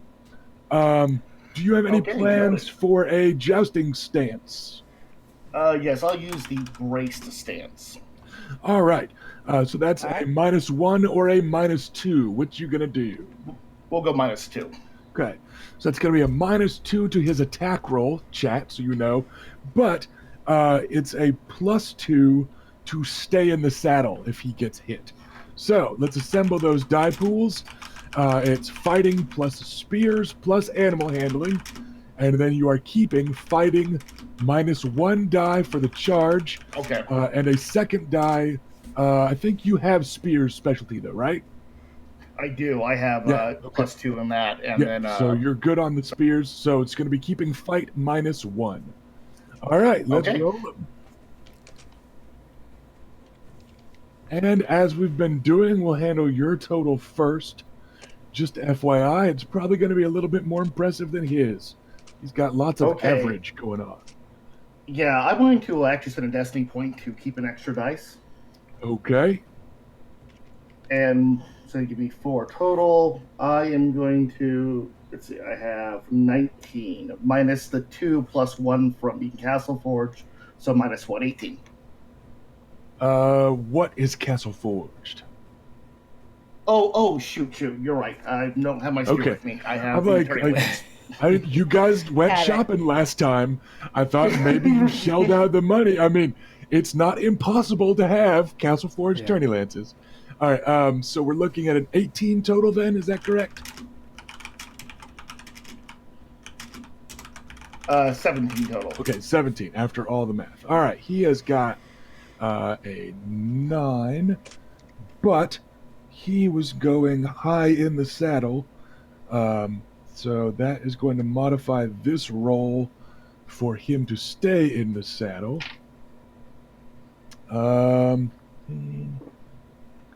Okay. Your lance shatters against his shield, and he will go tumbling out of the saddle. Meanwhile, however, you are hit with a 13. So what is your passive animal handling? Passive animal handling is 12. Okay, and then do you have ride specialty? I do not. Okay, so he hits with 1 degree, so the lance does shatter against your shield, etc., etc. And you are looking at difficulty 9 to stay in the saddle, but because you braced, you've actually got a bonus on this roll. So you're looking for a 7 on that ride check. Oh, let's do it. I've got 2 6s and a 3, so that's going to be 12, 15, 17 with the bonus. All right, you very handily stay in the saddle. You are rocked back momentarily by his onrushing lance, but staying centered, staying grounded, remembering the lessons that you picked up first at home from the strong cider, and since then, having been squire to the master-at-arms of the goddamn Red Keep. You find out that he's actually not gonna knock you loose at all. You're able to stay in there. Yeah. He is unhorsed and you are not. As you are wheeling your horse around on the far end, you're able to see his squire standing there slack-jawed, like, as you go riding up towards him, and you wheel your horse around, and Black Walder is standing there. He has clambered back to his feet, and he just throws his shield into the sand and fucking walks off. He's just like I'm gonna take a victory lap. Fuck this, I'm out. like he's just like couldn't care right past now. the He's high like, bar. just fuck this. Yeah, so he just tosses his shield down and then strides off the stand or off the sand in the general direction of away. And he's just fucking walking off. And he raises a hand at his squire as his squire comes like scampering up towards him. And he's just fucking gone. Doesn't stick around for even the announcement. Just fuck this, I'm out.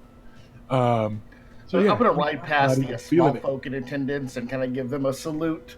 And I'm going to give the proper respects to the king. Yeah, the crowd are just yelling. You think they're booing for a second, but then you hear that they're going, Luke! Luke!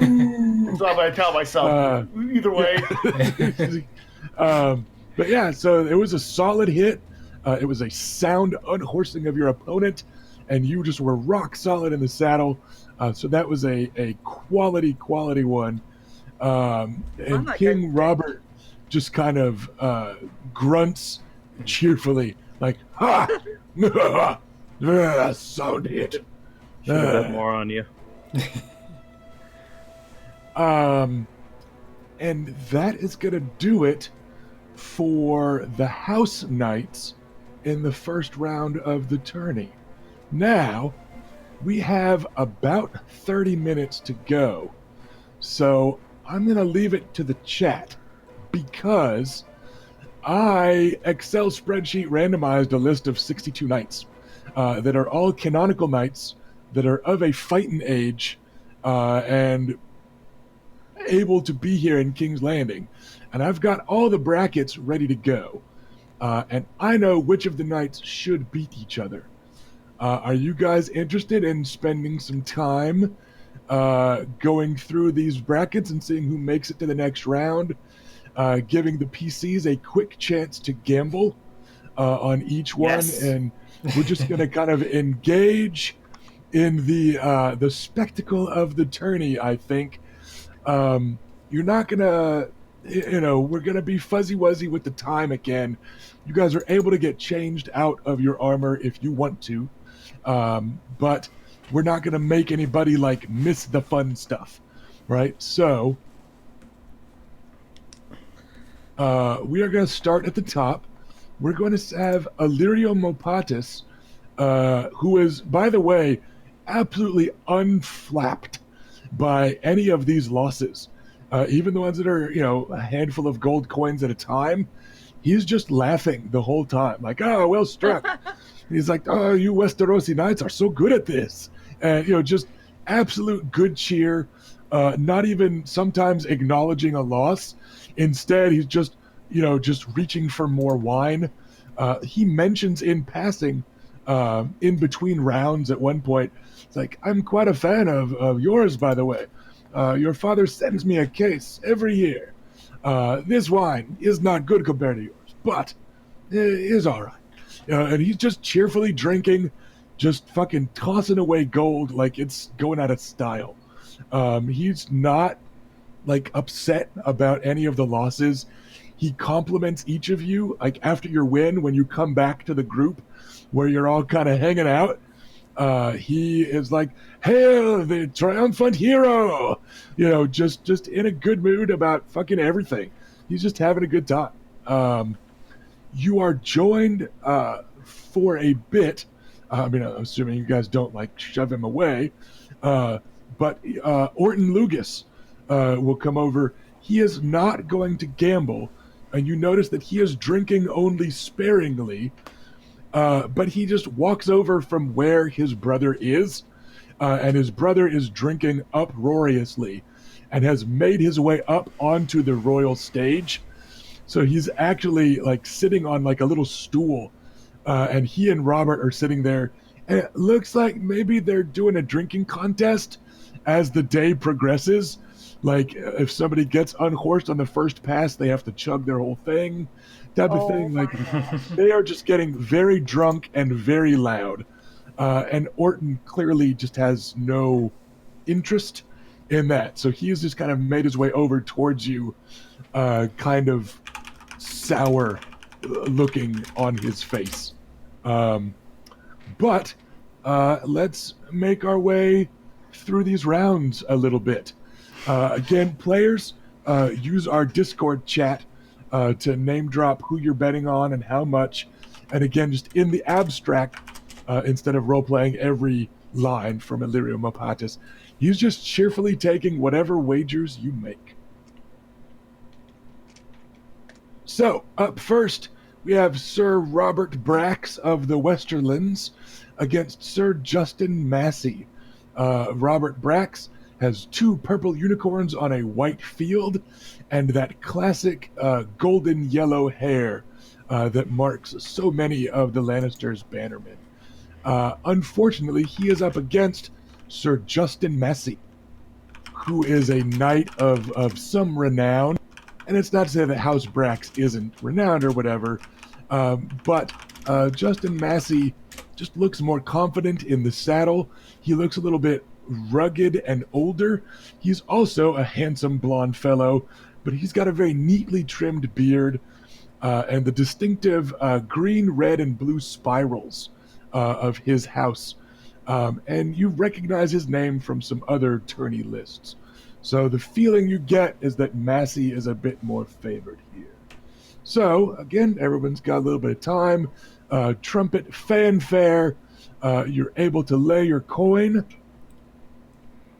And sure enough, on the third pass, Sir Robert Brax is pounded from the saddle. Lance shatters on the twin purple unicorns of House Brax, and he is trounced. Unfortunately, you can't really make your tournament rolls for this guy. That's just kind of where I'm giving you guys the information to begin with. In the abstract, the group of you as the house know a lot about tourneys, so you're partially where people are getting their information from to then make these calls. So, House Brax falls in the first pass. Justin Massey makes it into the next round. The next tilt is one that has all the crowd a murmur, and has Sir Vannon Rivers and young Oris both looking excited, because it is the noted knight Sir Balin Swan, who is known to be a master of the Morning Star. Unlike the swans of his house sigil, which are renowned for their grace, but like the swans of his house sigil, he is known for his meanness in a fight. He's a very aggressive, brutal knight, in a very, honorable way. He's not the mountain that rides or whatever. He just fucking hits hard. But he is up against Robar Royce, the second son of Lord Royce of Runestone, who is himself a handsome, dark-haired, rough-hewn fellow that is known to be quite an expert with a sword. So you guys all notice, like, everyone in the crowd is excited about this, And again, you've all got really high passive awareness, so you guys actually notice something about Oris, who's over there with you. For once, he actually kind of uses his bulk to cut through the crowd and get towards the front, which is kind of noteworthy, because you guys are on the Nobleborn side. But Oris has made his way through the crowd to be towards the front, and you see he's white-knuckled on the little, like, barrier fence thing, as he's got both hands on the fence and is paying very, very close attention to the outcome of this. So I go with him. We've got Balin Swan, a renowned melee fighter with a Morning Star, against Robar Royce, renowned melee fighter with the blade. You're getting absolute even odds on this one. And so, okay, on the first pass, they both break their lances and trot a few steps past one another. They wheel and see that the other is a horse, and then they both just dismount. And sure enough, to the clamor of the crowd and a "ha yes" from King Robert, they advance on one another. And it is a brutal clash. After a handful of swings, the shield of Robar Royce has been thoroughly crashed into splinters. And he starts to block with his forearm, because heavy tournament plate is still a little bit more slanted towards the left side of the body. So he's guarding himself with the heavy armor there, and he starts bleeding pretty badly as the spikes of that Morning Star are just digging into the armor of his arm and tearing apart the armor, and a good chunk of his arm comes with it. But after several minutes of harsh back and forth fighting, it is Balin Swan that is knocked into the sand and has a sword blade laid against his throat, just beneath his helmet. And partially at the end, Robar Royce threw a handful of his own blood into Balin Swan's face mask to blind him for a second for an opening. So they are both beat to shit. And the sand beneath their feet is churned red, but in the end, Robar Royce ekes out the victory. God damn it. The fight that people seemed to want, for sure. I approve. Like anybody cares, but it's exciting. I don't. I bet on Swan. Can't win them all. Next up, we have a very renowned tourney knight, Bonifer Hasty. Unfortunately, he is renowned because he's been in the game a long time. He is Old Bonifer the Good, a remarkably pious and generous knight. And he is up against Parman Crane of the Reach, who is a tourney knight also of some renown. So they're both known to be very quality knights. They're both known to be true knights, for lack of a better term. But Old Bonifer Hasty has a stark purple field with a white slash across it, and opposite him are the golden cranes on a deep blue field of House Crane. They're both supposed to be really good guys. Neither one has much of a tremendous reputation outside of tourneys. They're not known war leaders or grizzled veteran types. But they're both known to acquit themselves quite honorably in a tournament. And it's tough to call a favorite here. They're both kind of favorites of the crowd. People like both of them. They've got solid reputations, etc., etc. And as the dust settles, after 7 passes, that's the cap on this one. If neither is unhorsed after 7, they're going to stop. There are 7 passes. There are 7 shattered lances apiece. Blah. And old Bonifer the Good lowers his replacement lance there at the end and has his colors struck.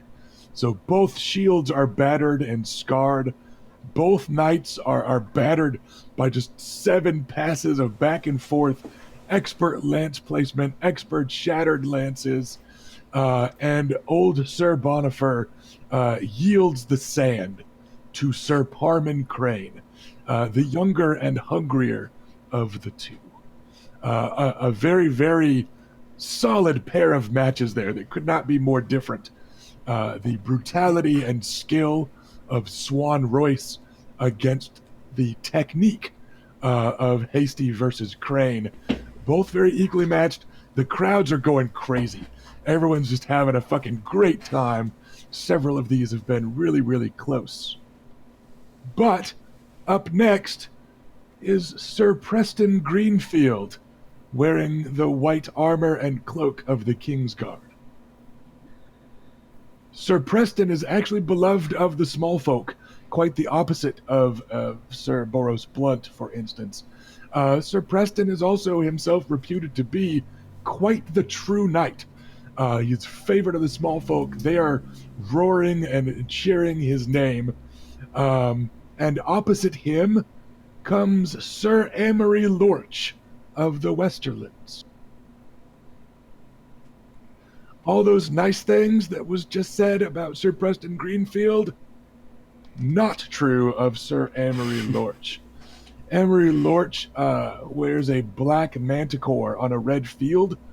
His armor is of a similar style to that of Sir Boros Blunt, and that it also looks like it's kind of hiding some mass that should not be there. The claim to fame of Sir Amory Lorch, of course, is a couple of deaths carried out on behalf of Tywin Lannister. Babies.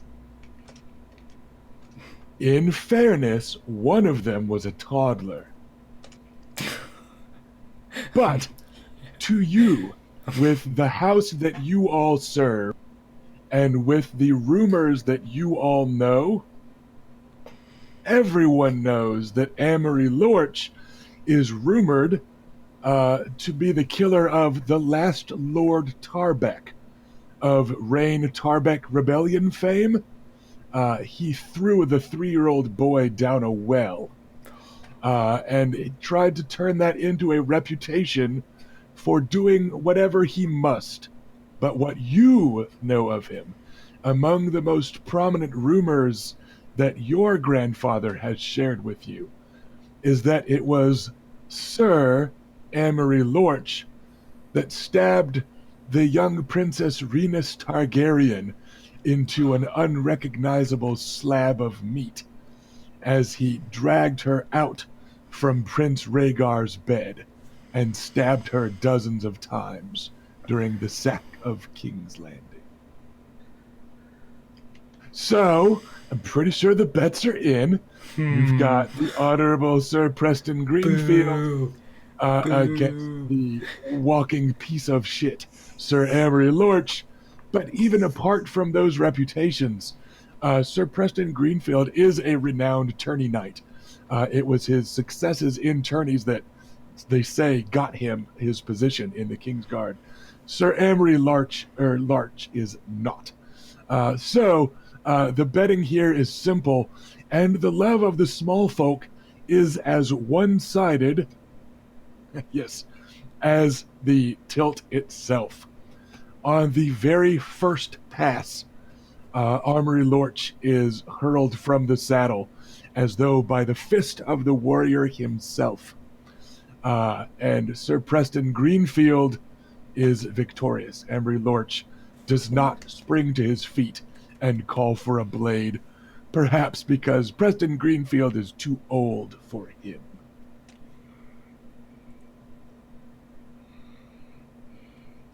So, that one went about as expected and is pretty satisfying. Next up, you have Sir Andar Royce against Sir Edmund Ambrose. Ooh. Andar Royce is also of Runestone. He is the heir to the Royces of Runestone, and he is built much like his legendary father. He's a tall guy, almost Oris's height, well over 6 feet tall. Broad-shouldered. He's got the black studs and runes on a bronze field of House Royce. And his steel armor is encrusted in runes. It's much fancier than his brother's, probably because he's the heir. He's got more Royce-ish armor going on. Looking pretty fancy. Edmund Ambrose, meanwhile, is a Reachman, and being a Knight of the Reach always kind of tilts things in your favor in a tourney, in theory, but he has not got the reputation of House Royce for just general martial prowess. And certainly looking at the two, Andar Royce cuts the much more impressive figure. He also has a tournament reputation. He's known to have fought in several tourneys. So the crowd seems to be favoring Andar Royce, and so do most of your guts. I may regret this. All right, the bets are in. The knights clash, and on the second pass, Royce is able to unhorse his opponent. To Edmund's credit, young Sir Ambrose clambers to his feet with some alacrity, and they match each other on the field, but eventually Sir Andar's mace overcomes the elegant swordsmanship of Edmund Ambrose, and the Reachman must yield. So Andar Royce moves on to the next round. So both Royces won. That is correct. Okay. And these are Bronzion's kids? Correct. Andar Royce is his heir. Robar Royce is his second son. He has several sons, which, I mean, the Royces have big, burly, fighting man genes, so you kind of don't blame him for wanting more. Next up, we have Sir Ronnet Connington of the Stormlands against Sir Vardis Egan of the Vale of Erin. Sir Vardis is a known tourney knight and is one of the champions of the Lady of the Vale. And you notice that John Aaron is paying rapt attention, as Sir Vardis is one of his most honorable men. Ronnet Connington isn't a slouch. He hasn't got a bad reputation or anything, but Sir Vardis is one of the champions of one of the more soundly, knightly regions. I'll vote on Connington for reasons. Okay. Red Ronnet Connington has the red hair that almost matches the red and white griffins that he wears. And he's pretty built. He's a husky guy with this red beard and hair. But Vardis Egan, again, just has a bit more of a rep going for him.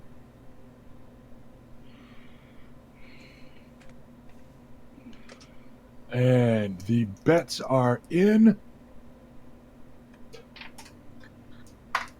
On the fifth pass, Vardis Egan wins. All right. So the captain of the guard of the Eyrie is able to best his foe. They broke 5 lances on one another, but in that last pass, the battered griffin of Red Ronnet Connington is knocked into the sand, and he gets up to his knees, and he starts to try to stand, and he kind of wobbles and falls over. So you could tell he wanted more, but he was bested.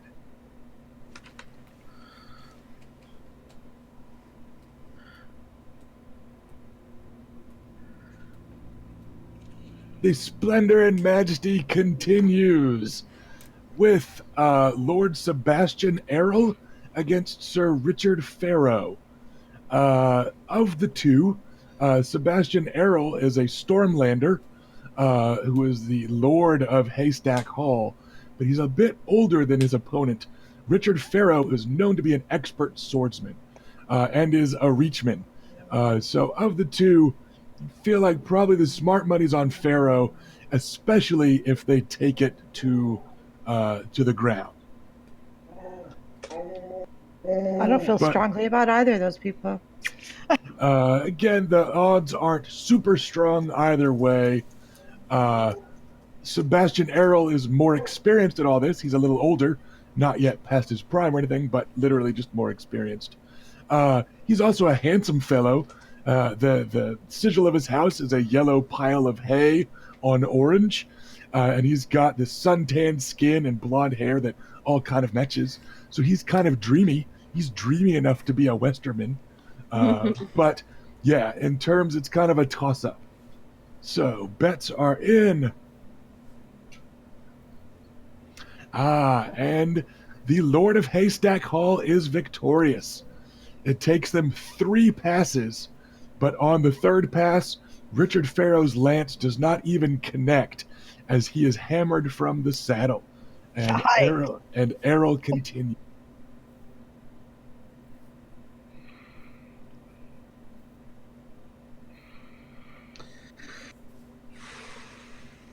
Next up, we have Sir Emin Cui against Sir Creighton Redfort. Sir Creighton is the son and heir to Lord Horton. He's got 2 red castles on a white field, and he's a pretty broad-shouldered guy, but Sir Emin Cui has quite the reputation. In a good way, I should say. He is a reachman, an experienced reachman, and a renowned tourney knight. The golden sunflowers are maybe not as intimidating as the red castles of Sir Creighton Redfort, but Emin Cui is known to be a tourney knight of some repute. So, bets are in. Oh, and an upset. On the 3rd pass, the castle of Redfort stands, and the sunflowers of Emin Cui are the losers. I need to stop betting with Adam. Hey, see, the thing is, I was about to bet on Redfort, and then like Rusty starts going, he's got quite the reputation. So It's all Rusty's fault. don't That's bet fine. with- We get don't it. bet with Rusty then. He had a 1 in 3 chance of winning, and he won. Next up is the Badger of House Liddon, born by Lord Lewis Liddon himself, against Sir Andrew Charlton. Charlton. And I will always bet on a Badger. Lord Liddon is the Lord of Deepden. and Sworn he's to a- Lannisters. Yes. He's a stout, bristly bearded fellow with a white badger on a green and brown field. His opposite is a Riverlander, which might be of some interest to Sir Vannon. But Andrew Charlton has a pair of mistletoe sprigs on a green and gold field. It's all very cheerful and kind of Christmassy. You're getting basically even odds from both. They're both knights. They're both highborn. Neither one has a terribly martial reputation. And on the 2nd pass, an unlucky hit sends the Badger of Deepden into the sand. Lewis Liddon falls from the saddle.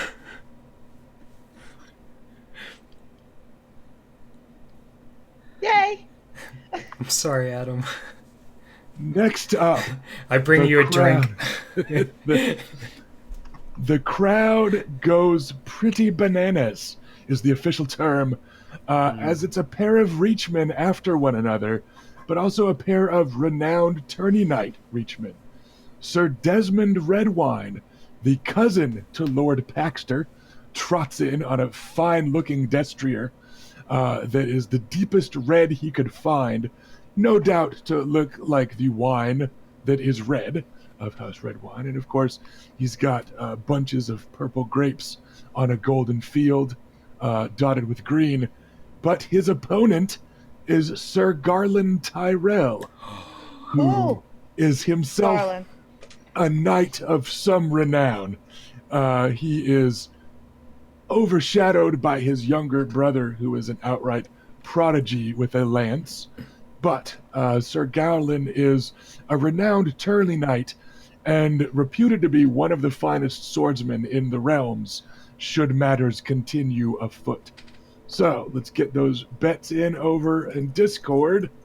And after the 6th pass, Sir Desmond Redwine is unhorsed. And he gets to his feet. He draws his sword. And he thinks better of it and puts the tip of his sword into the sand as he takes a knee very hard and submits. So, yeah, it was well fought. 6 passes is pretty good stuff.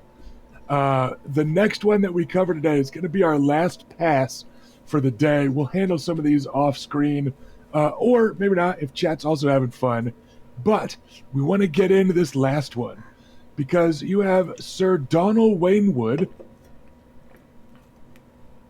who is a Valeman himself and a knight of some repute. He is known to be a knight of quality, a stout fellow in his early 20s, and Knights of the Vale do take their tourney very seriously.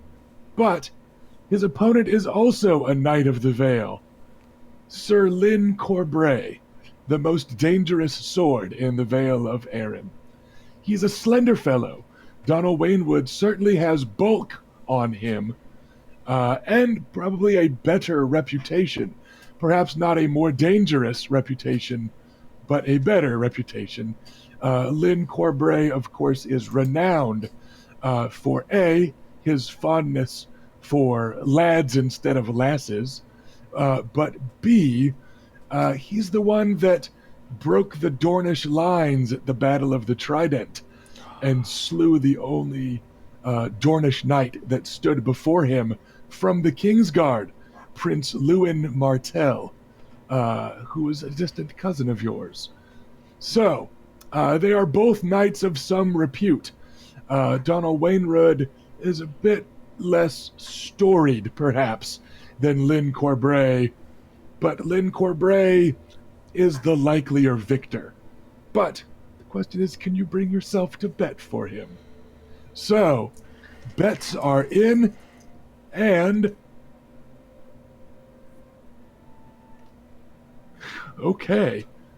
On the 5th pass, Donald Wainwood is able to unhorse Lyn Corbray. Nice! Lyn Corbray then draws his Valyrian steel sword. Yes. Still in the game. So it takes them that much time, but after a flurry, Lady Forlorn, the storied Valyrian steel of House Corbray, does prove victorious. So the crowd is split amidst cheers and booing, as Sir Donald did get the better of him a horse, but under the rules of the tourney, Lyn Corbray, who actually eventually broke Sir Donald's castle-forged arming sword. He battered his opponent's sword to pieces, and then threatened him with blade at throat. Lyn Corbray continues to the next round. So we are going to call it there. We had a lot of progress tonight, and of course, most importantly, you guys were vindicated in your trial by combat, and then the house managed to go 3 for 3 in the first passes of the tilt. So Excellent. we will take it from there. we will see everybody in a couple of weeks, in a couple of hours. Everybody, please enjoy the show finale of Game of Thrones. We enjoy having you here as your pre-Game of Thrones pre-game game. So thanks for coming out and hanging out with us for a while. We will see you back here in a couple of weeks to have a good time. I appreciate everyone's attention here in Twitch chat. Glad you guys had fun watching the lances shatter and the sparks fly. Who is currently sitting the Iron Throne? Kevin. We still have Kevin. All right, Kevin, you've got a couple of weeks to talk to me about a boon. We will see what royal boon goes out. It cannot be House Nymaryen. We can't let the players get that much favoritism. But Time to start my own house. yeah, you've got plenty of houses to take a look at. It was nice to see some activity there this week. The Destiny points were a-flying, so thanks for keeping them coming, chat. Let's keep that going in coming weeks, because as you can tell, Destiny points can do a lot. And the joust is just going to get better in the second and subsequent rounds. The young scions of House Nymaryen will be up against better and better foes. I've got house rules slapped onto a lot of these knights that'll modify their base stats. And things are going to be getting pretty hairy in later rounds. But thanks for coming out with us today. I hope everybody had a good time. And we'll see you all back here in 2 weeks as we come back to King's Landing and continue the drama, danger, and dice rolling of the Princess Marcella's name day tourney. Thanks, everybody. Drinking. Bye. Yes, and drinking. Bye.